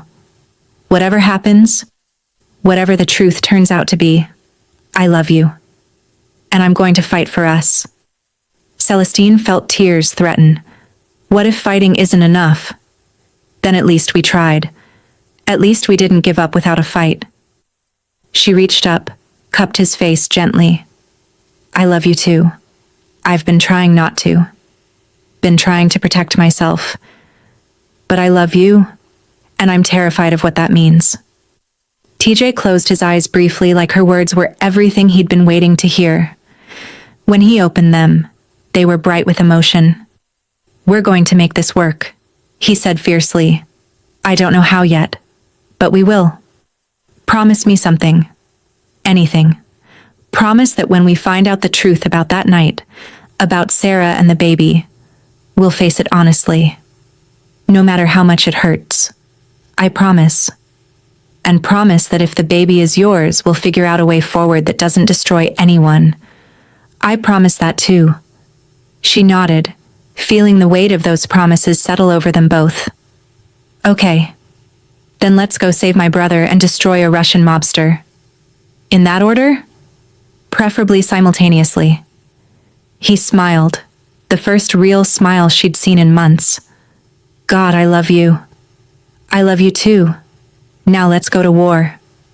Midnight came with rain, Hong Kong's lights reflecting off wet streets in rainbow patterns. Celestine stood in the command center they'd set up, coordinating 7 different assault teams across 4 countries. Her hair was pulled back in a severe ponytail, her black tactical gear making her look like an avenging angel. TJ coordinated from beside her, his voice calm and controlled as he directed the Seoul and Busan teams. They'd positioned their rescue team for Ezekiel as part of the main assault. If everything went according to plan, they'd extract him while taking down Zakarov's leadership. Team 1 in position, came Marcus's voice through the comms. Team 2 ready, Woo Jin reported from Seoul. One by one, all 7 teams checked in. This is it, TJ murmured to Celestine. You ready? No, but let's do it anyway. On your count. Celestine took a breath, looked at TJ one more time, then gave the order. All teams, execute. The next 3 hours were choreographed chaos.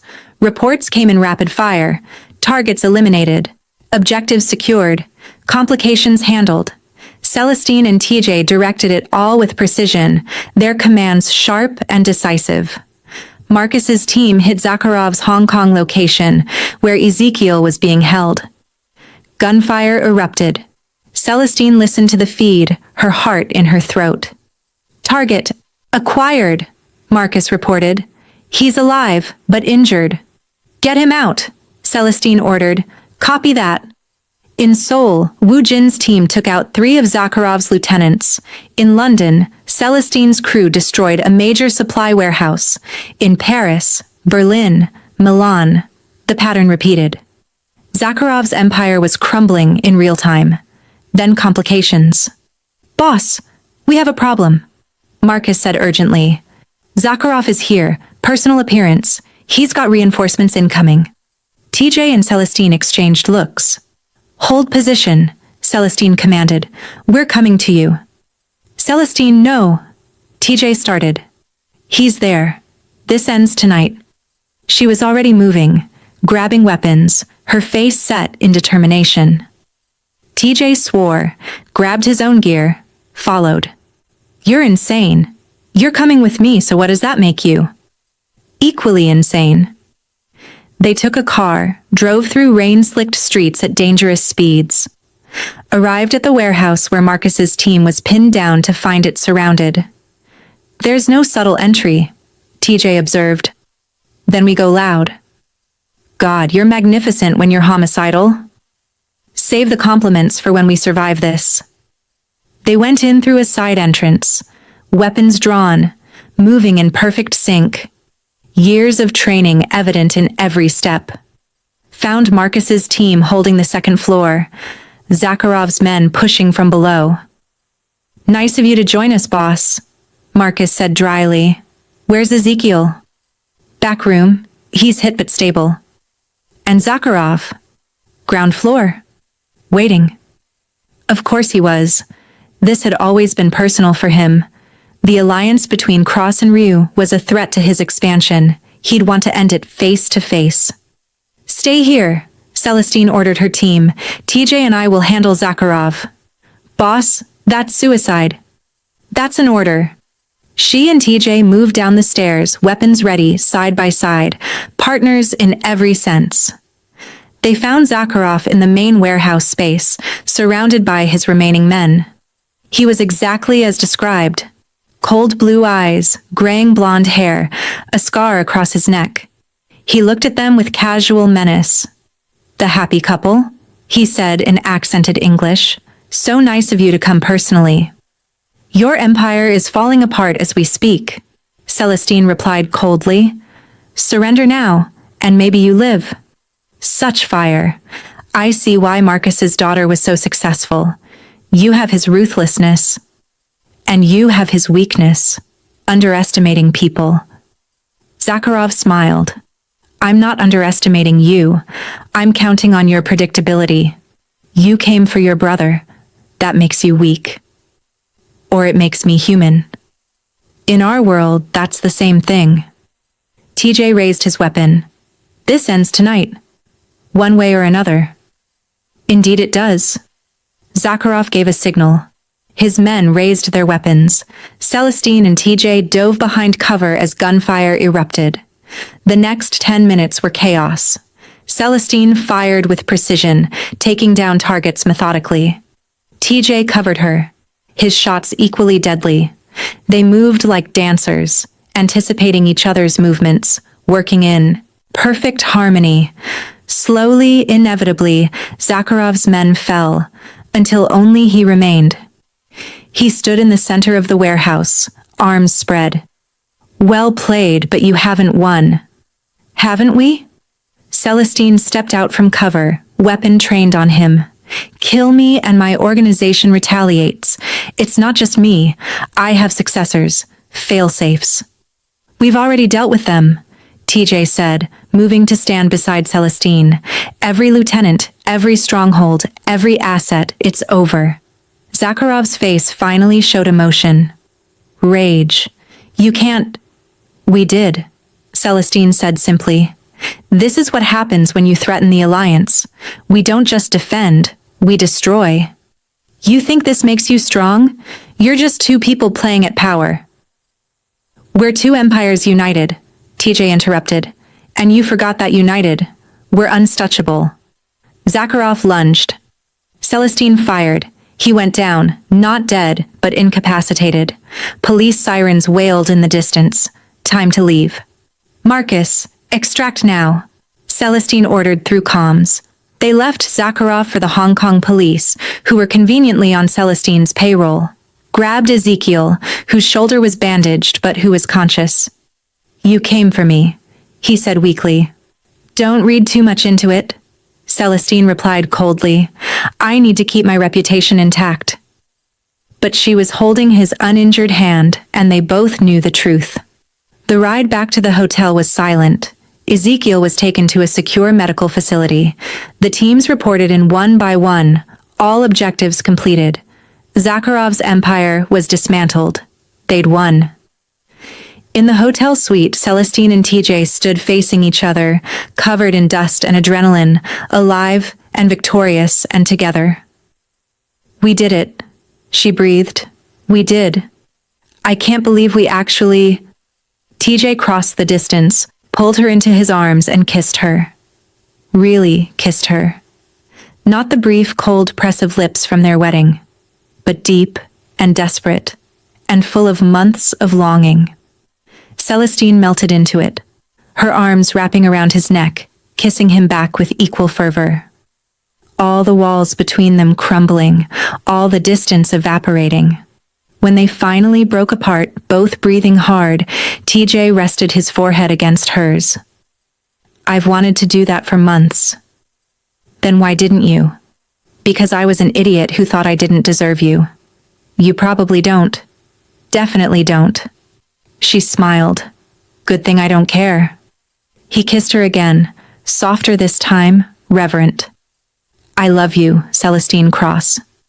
"I love you too, Ryu Taejun." "What happens now?" "Now we figure out the truth. About Sarah. About the baby. About everything. And then? And then we decide if this is real. If we want to make it real." "I already know my answer." "So do I." They stood there, holding each other, knowing that the hardest part was still ahead. Because Sarah and the baby were still in Seoul. The truth was still unclear. Their future was still uncertain. But for the first time in months, they were facing it together. And that made all the difference. The flight back to Seoul felt different. Celestine sat beside TJ in first class, their hands intertwined, no longer pretending there was distance between them. They'd crossed a line in Hong Kong, admitted their love, fought side by side, won. But victory in war didn't guarantee victory in love. "When we land," TJ said quietly, "I'm going straight to Sarah. I need answers, and I will insist this time, no matter what I have to do." Her pregnancy complications had kept me from ever demanding anything from her.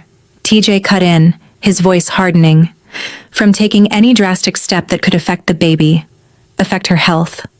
"But I'm done with it now. I'm getting answers no matter what I have to do." "Fine, but I'm coming with you." "Celestine."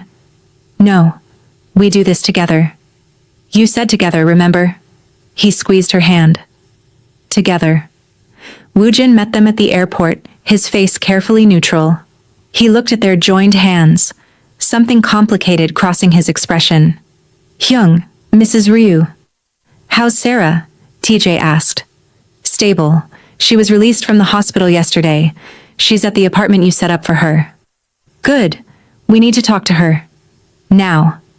Woojin's face went carefully blank. About? About what really happened that night.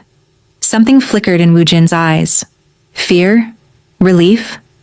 Celestine couldn't tell. "Hyung, maybe we should—" "No more maybes. No more delays. This ends today." They drove to the apartment in tense silence. Celestine felt her heart pounding. Everything was about to change. She could feel it. Sarah answered the door looking fragile and beautiful, her hand resting on her visible baby bump. She looked at TJ with hope, then saw Celestine behind him. Her face fell. "TJ, I didn't know you were bringing—" "We need to talk," TJ said, his voice gentle but firm. "Can we come in?"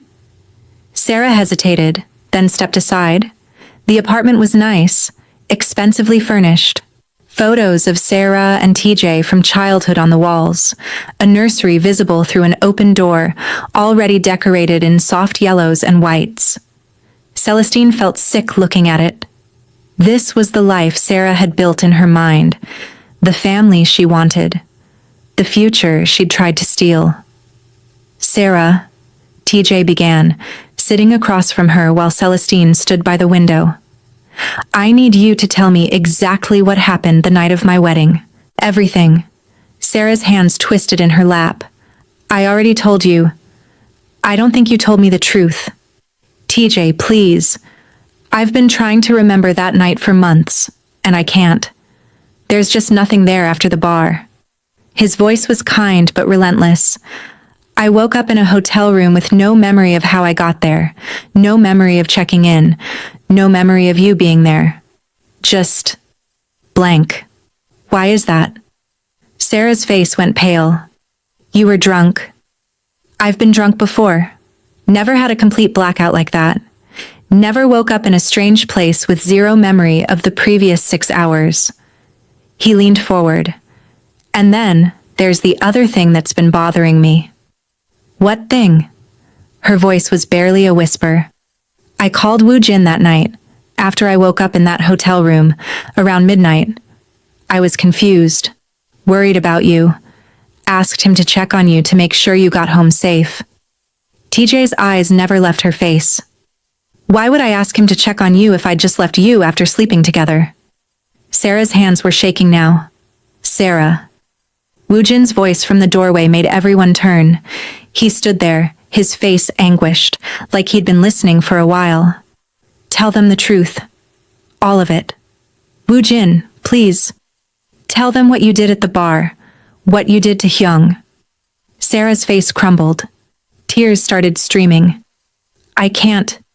Then I will, Woo Jin said, moving into the room, because they deserve to know. And you deserve to stop carrying this lie. The room went silent. Celestine's heart was pounding so hard she thought everyone could hear it.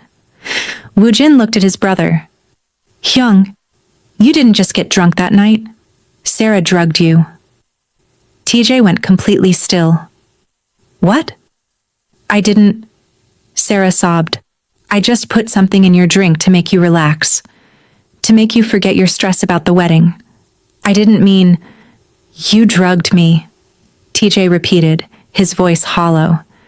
You were so tense, so unhappy, and I thought if you could just relax, just forget about her for one night.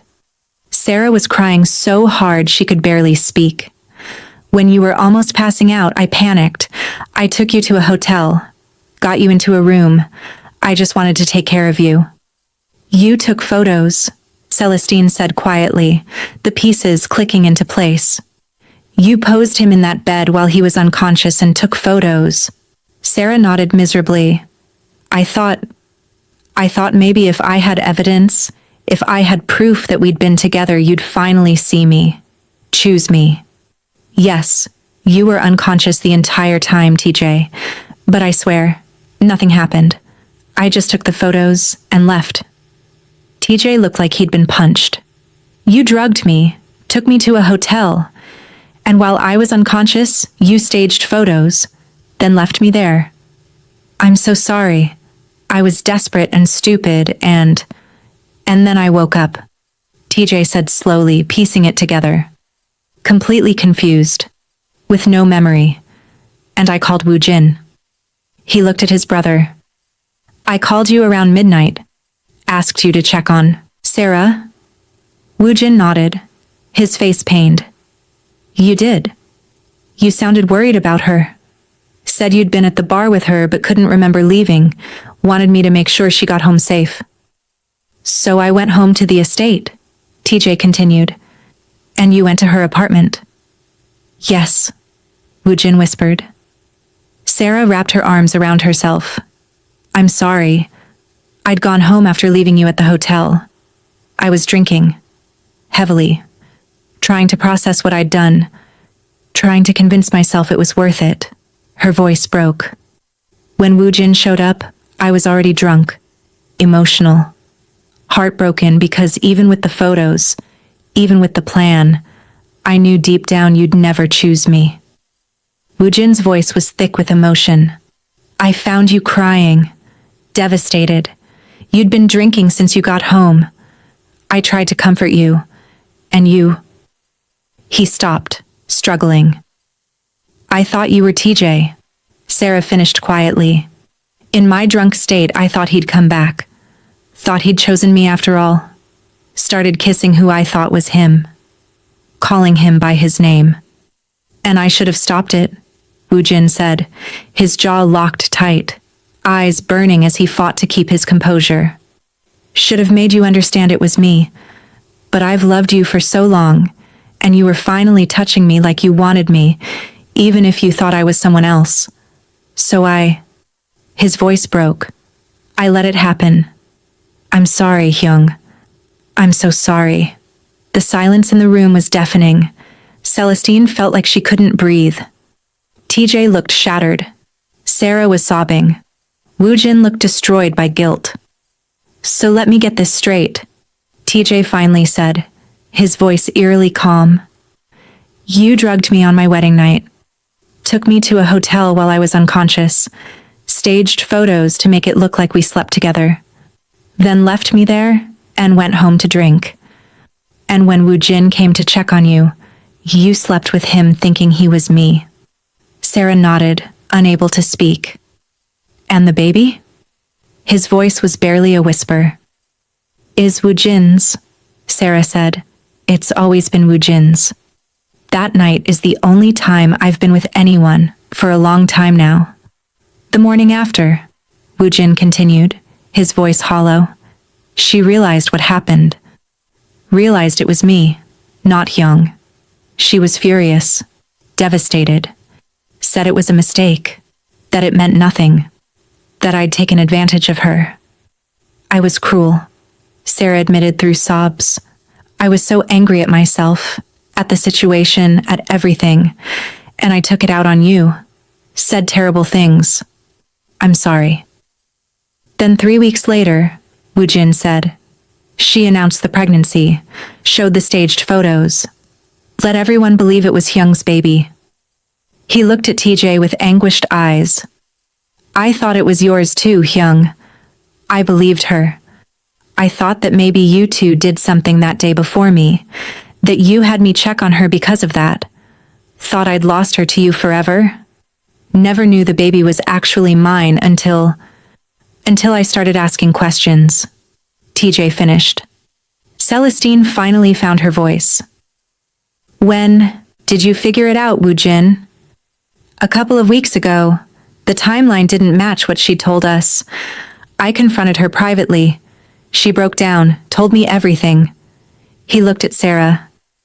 I told her she had to tell you both the truth, that we couldn't build a life on lies. Sarah looked up at TJ and Celestine, her face ravaged by tears and guilt. I'm so sorry. I destroyed months of your lives because I couldn't handle my own feelings. I was selfish and desperate, and I hurt everyone. She turned to Woojin. I used you, hurt you, made you think you'd betrayed your brother when you'd done nothing wrong. You did betray me, TJ said quietly, but not by sleeping with her, by not telling me the truth sooner. Woojin looked at TJ. I'm sorry, Hyung. I should have come to you as soon as I suspected something was wrong. I did one time, but I wasn't persistent. I didn't sound certain. I let you suffer. TJ sat in silence, processing everything. Celestine wanted to go to him but wasn't sure if he needed space. Finally, he spoke. So, I never betrayed Celestine. Never touched you. Was unconscious and drugged while you staged evidence. Yes, Sarah whispered. And Woojin, you slept with someone who thought you were me. Someone who rejected you coldly the next morning. Someone who then lied and said the resulting baby was mine. Yes. And both of you kept this from me for months while I destroyed my marriage, my relationship with the woman I love, believing I'd done something I had no memory of. The accusation hung in the air. We're sorry, Sarah said, sobbing. I know that's not enough. I know sorry doesn't fix anything. But I'm so sorry, TJ. TJ stood abruptly. I need air. He walked out of the apartment. Celestine looked at Sarah and Woojin, then followed her husband. She found him on the street, leaning against the car, his face in his hands. TJ, she said softly. He looked up, and she saw his eyes glistening, his jaw working as he struggled for control. I didn't betray you. I know. All these months, all the pain, all the guilt, and I never... His voice broke. I never touched her, Celestine. I would never... I know. She moved to him, wrapped her arms around him. I know, baby. I know. He held her so tightly she could barely breathe, his body shaking with sobs. I thought I'd destroyed us. Thought I'd lost you because of something I couldn't even remember doing. And all this time you were innocent. You were drugged and manipulated and lied to. She pulled back to look at his face. This wasn't your fault. None of it. She drugged me on my wedding night. While I was stressed about marrying you, trying to do the right thing, she drugged me. I know. And Woo Jin? TJ's face crumpled. I want to scream at him, be livid with him, but he's been suffering too, thinking he betrayed me, loving a woman who used him and rejected him, believing his child was mine. Everyone was hurt by her lies. How do I? TJ looked lost. How do I process this? How do we move forward from this? Celestine cupped his face gently. Like we always do. We process it together. They stood there on the street, holding each other. The truth finally out. The nightmare finally over. After several minutes, TJ pulled back with sudden determination. We should go back up, talk to them. Are you ready? No, but we need to. They returned to the apartment. Sarah and Woo Jin were sitting apart, both looking devastated. TJ stood in front of them. I'm angry at both of you. Sarah, for the drugging, the manipulation, the lies. Woo Jin, for not coming to me sooner when you suspected. They both nodded, accepting his anger. But, TJ continued, his voice softening slightly. I also understand. Sarah, you were desperate and in love and made terrible choices. That doesn't excuse what you did, but I understand the pain that drove it. And Woo Jin, you were trying to protect everyone, trying to give Sarah a chance to come clean on her own. I should have told you immediately, Woo Jin said. Yes, you should have. But you didn't, and I'll have to forgive that, even if I don't want to. TJ looked at Sarah. The baby. It's really Woo Jin's? Yes, I swear. Then that baby deserves a father who knows the truth, who can be there fully without the shadow of lies. Sarah nodded, fresh tears falling. Do you love him? TJ asked. Woo Jin, can you love him? Sarah looked at Woo Jin, really looked at him, maybe for the first time. I don't know. But I want to try. He's been so patient, so kind, even when I didn't deserve it. I want to try to be worthy of that. Then try, TJ said. Build something real. Give that baby a family built on truth, not lies. What about us? Sarah asked tentatively. Can we ever be friends again? I don't know. Not for a long time. Maybe never. TJ's voice was firm. What you did was unforgivable in a lot of ways, but you're the mother of my brother's child. You'll be in our lives whether I like it or not. So we'll find a way to be civil. For the baby. For Woo Jin. Sarah nodded, accepting that it was more than she deserved. TJ turned to Celestine. Let's go home. They left the apartment, got in the car, and drove in silence for several minutes. Finally, Celestine spoke. How do you feel? Relieved. Furious. Sad. Grateful. He glanced at her. How do you feel? The same. Plus guilty. Guilty?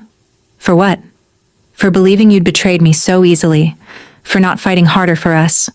For building walls so high you couldn't reach me. Celestine, you had every reason to believe what you believed. The photos looked real.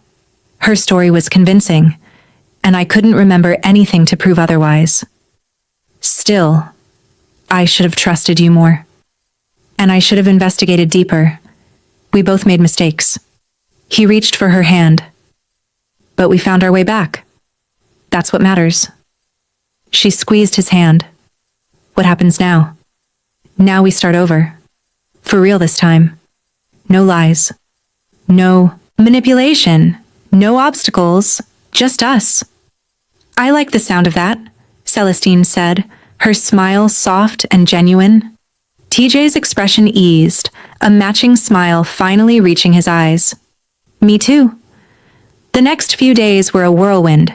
Legal teams were involved, dissolving TJ's responsibilities to Sarah since the baby wasn't his. Financial arrangements were made to ensure Sarah and the baby were taken care of. Woojin moved into the apartment with her, determined to build the family he'd always wanted. Celestine watched it all unfold with a strange mix of emotions: anger at Sarah for the lies, sympathy for Sarah's desperation, happiness for Woojin finally getting what he'd wanted, relief that TJ was truly free, but also uncertainty about what came next. Because now there were no obstacles, no baby, no responsibilities to someone else, no lies standing between them. Just two people who loved each other and a marriage that had started as a contract. What did they do now? The answer came in the form of TJ showing up at her hotel suite 3 days after the revelation. She'd been staying in a hotel instead of the estate, needing space to process everything. "We need to talk," he said when she opened the door. "Okay." He came in, paced for a moment, then turned to face her. "I want to start over." "What?" "We got married for all the wrong reasons. Contract, alliance, survival. I want to start over, do this right." "TJ, we're already married." "Legally, not really. Not the way I want to be married to you." Celestine's heart was pounding. "What are you saying?" He dropped to one knee right there in her hotel suite, pulled out a ring box. Not the wedding ring from their contract marriage. A different ring. Stunning. Unique. "Celestine Cross," he said, his voice shaking slightly. "Will you marry me? Not because we have to. Not because of empires or alliances or contracts. But because I love you. Because I choose you. Because I want to spend the rest of my life proving that you made the right choice in giving me a chance." Tears streamed down her face. "You're proposing? We're already married." "Then marry me again. For real this time. Say yes because you want to, not because you have to." "Yes." The word came out as a sob. "Yes, I'll marry you. Again. For real." He stood, slipped the ring on her finger beside the original wedding band, and kissed her. Deep and passionate and full of promise. When they broke apart, both were crying and laughing at the same time. "I can't believe you proposed when we're already married," Celestine said through tears. "I can't believe you said yes. I'm an idiot. You're my idiot. That's the most unromantic thing you've ever said. I'll work on it." She kissed him again, pouring months of longing and pain and love into it. "When?" she asked when they came up for air. "When what?" "When do we get married? Again?" "Whenever you want. Tomorrow. Next month. A year from now.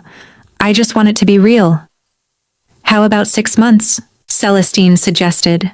"Give us time to plan something that's actually about us, not about alliances or contracts.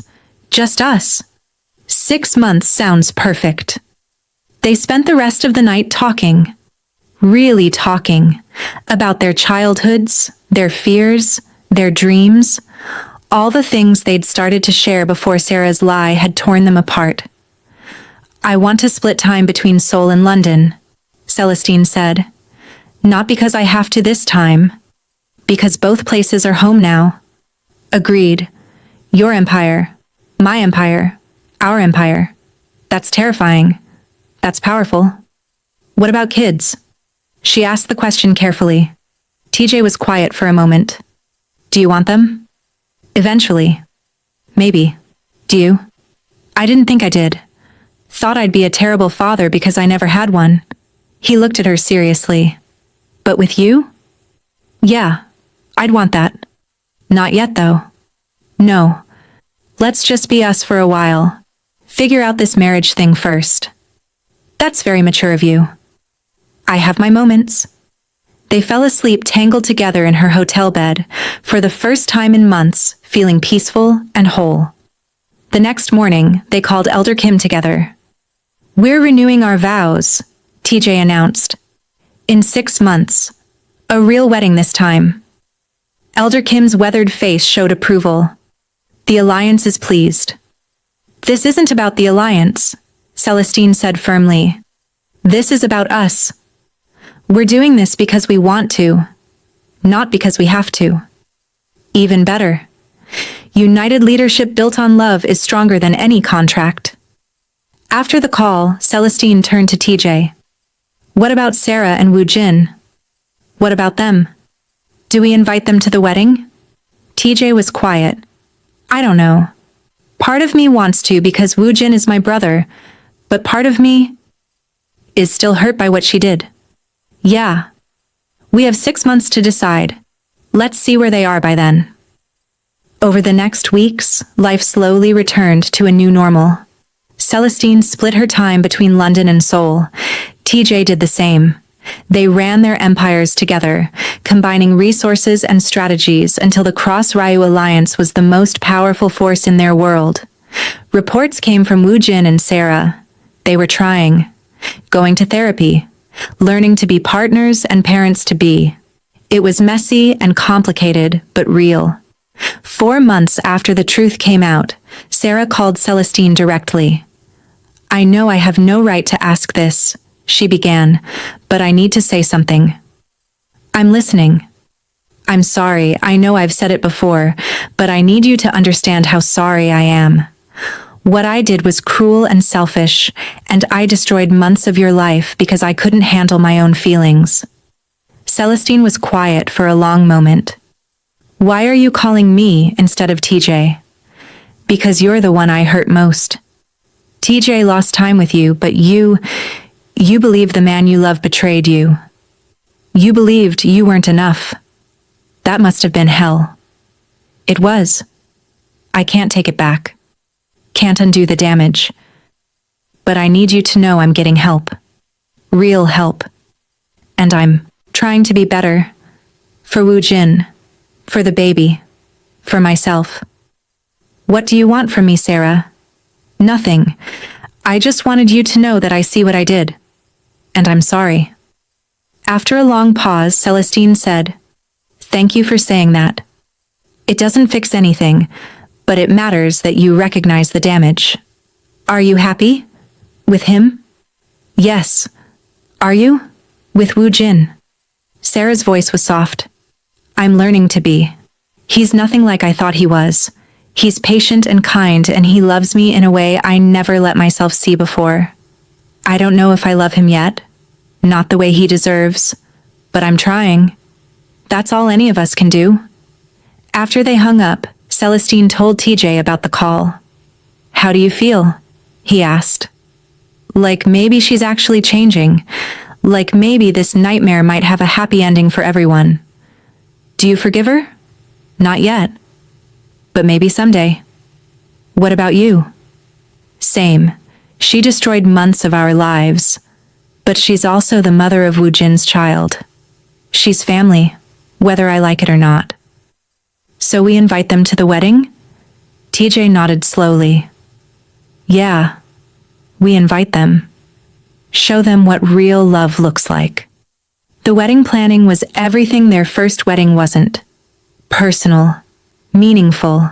About them.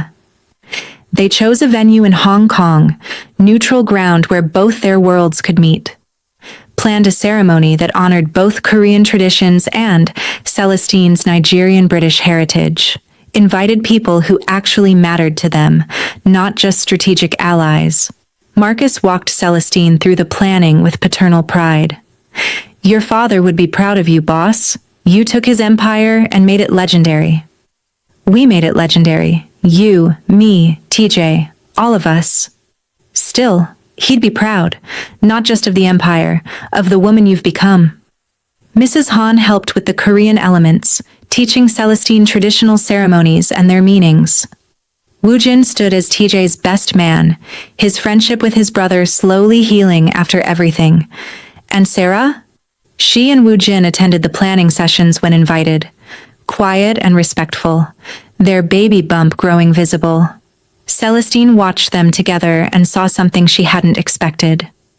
Real tenderness. Real partnership.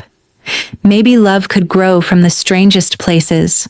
Ezekiel sent a gift, but didn't ask to attend. Celestine appreciated that. Some wounds needed more time. The night before the wedding, Celestine couldn't sleep. She stood on the balcony of their hotel suite, looking out at Hong Kong's lights, processing everything that had brought them to this moment. TJ found her there.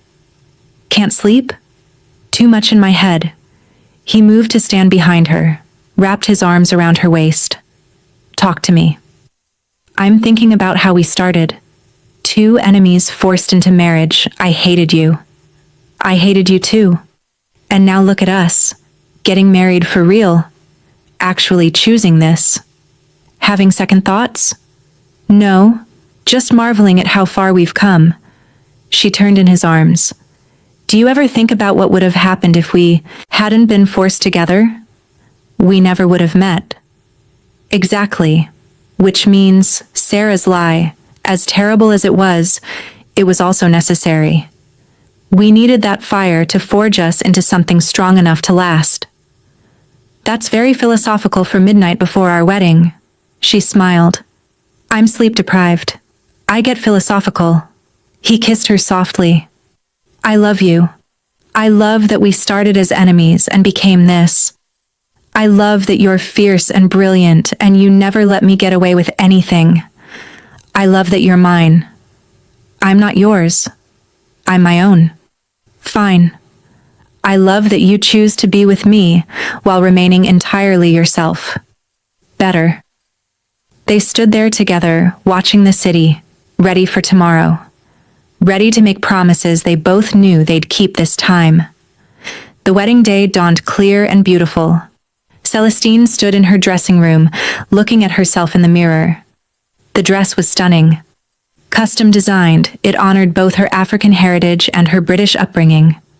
Gold threads woven through ivory silk. Dramatic, but elegant. Her natural curls were styled in an elaborate updo with gold accessories. Her mother's necklace at her throat. She looked like a queen. Marcus appeared in the doorway. Ready, boss? Is anyone ever really ready for this? You are. I've watched you face down mobsters and Russian bratva. One wedding should be easy. It's not the wedding I'm nervous about. It's everything after. Marriage? Forever. That's a long time. It is. But you're choosing to spend it with someone who sees you. Really sees you. Not many people get that. Celestine turned to face him. Thank you, Marcus. For everything.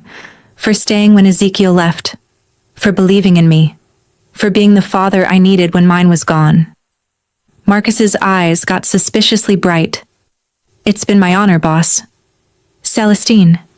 Today, you can call me Celestine. He nodded, unable to speak.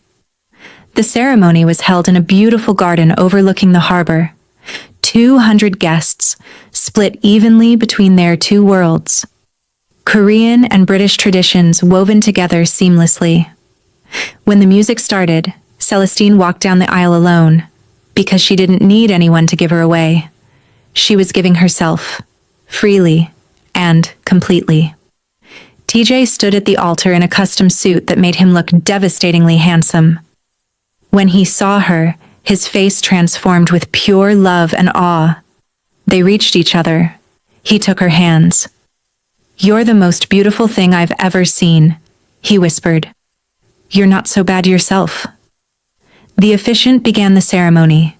They'd written their own vows, ignoring the traditional words that hadn't meant anything the first time. TJ went first. Celestine, when we first met, I thought you were everything I despised. Privileged, spoiled, weak. I was so wrong it's embarrassing. You're the strongest person I know. You rebuilt an empire at 19. You survived betrayal and heartbreak. You let me past your walls even when I didn't deserve it. You made me want to be better, to be worthy of you. I promise to spend the rest of my life earning your trust. respecting your strength, standing beside you as an equal partner. I promise to choose you every day, forever. Not because I have to, but because I can't imagine choosing anyone else. Celestine was crying. So were half the guests. TJ, she began, her voice thick with emotion.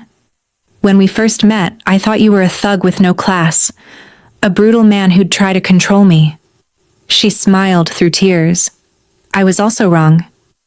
You're the most honorable man I've ever known. You protected me when I didn't ask for it. You saw past my armor to the woman underneath. You made me believe in partnership when I'd only ever known how to be alone. I promise to trust you with my heart, even when I'm scared. I promise to build our empire together, respecting both our strengths. I promise to choose you every day, forever. Not because a contract says I must, but because my heart won't let me choose anything else.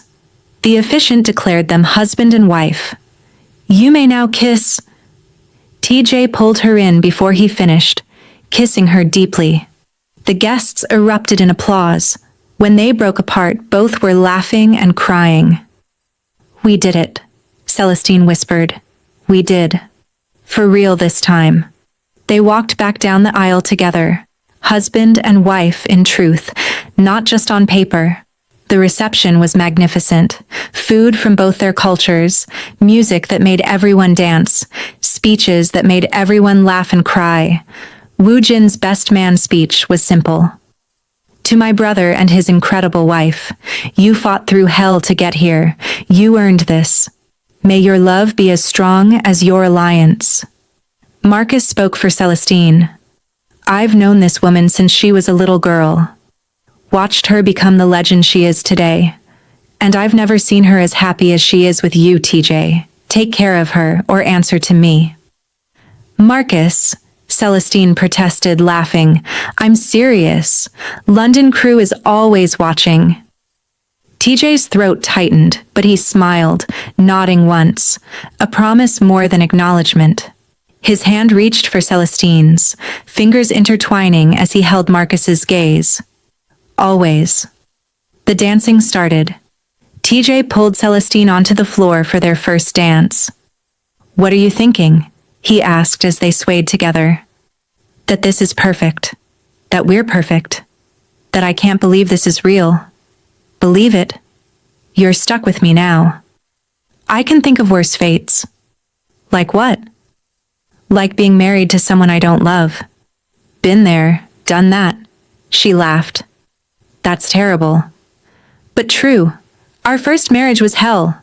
This one is going to be heaven. Pretty confident. I have reason to be. They danced, surrounded by family and friends, two empires united, two hearts finally whole. Later, Sarah and Woo Jin approached them. Sarah was visibly pregnant now, glowing in a way that spoke of happiness, not desperation. Congratulations, Sarah said softly. You both look beautiful.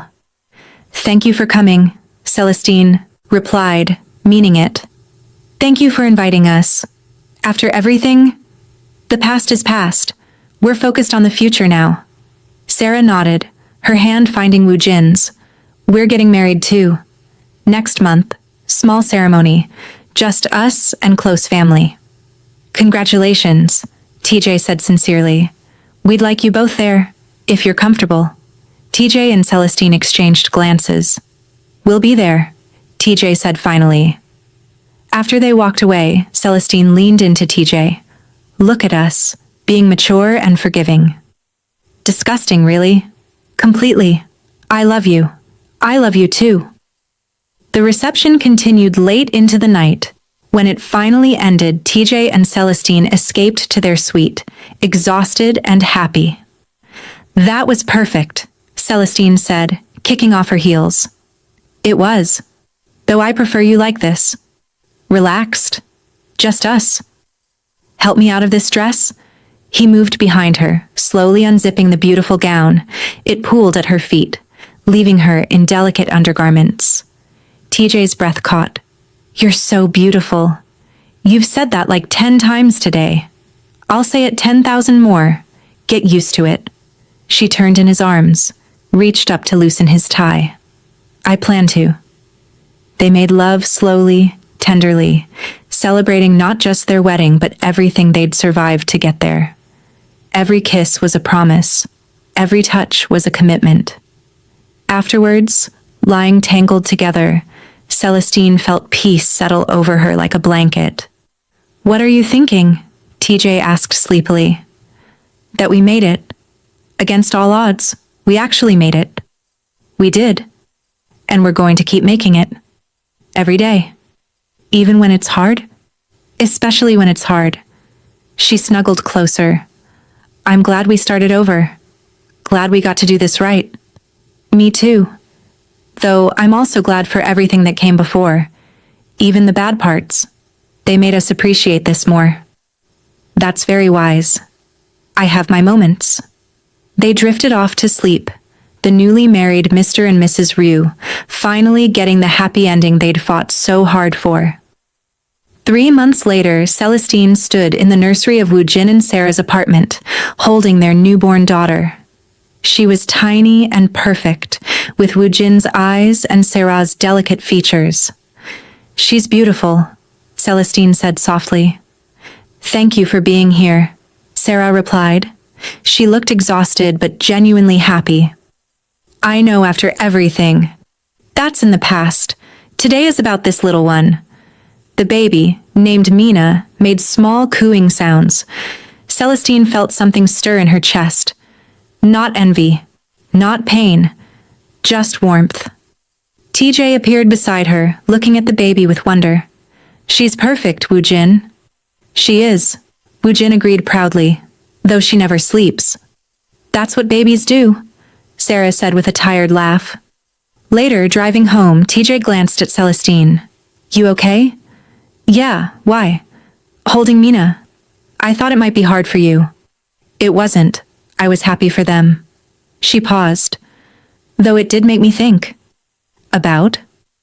"About maybe, eventually, having our own. Not now, but someday." TJ's face lit up. "Yeah? Yeah. Maybe in a year or two, once we've had time to just be us." "I'd like that. You'd be an incredible mother. And you'd be an amazing father." They drove in comfortable silence, hands linked, thinking about their future.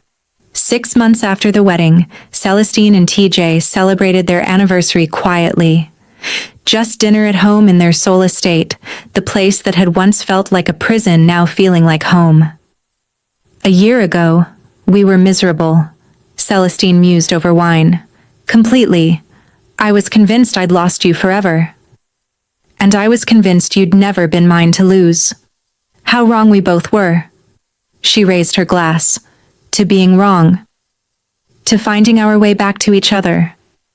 They clinked glasses, smiled at each other with the ease of people who'd fought through hell and come out the other side stronger. "What do you think happens next?" Celestine asked. "What do you mean?"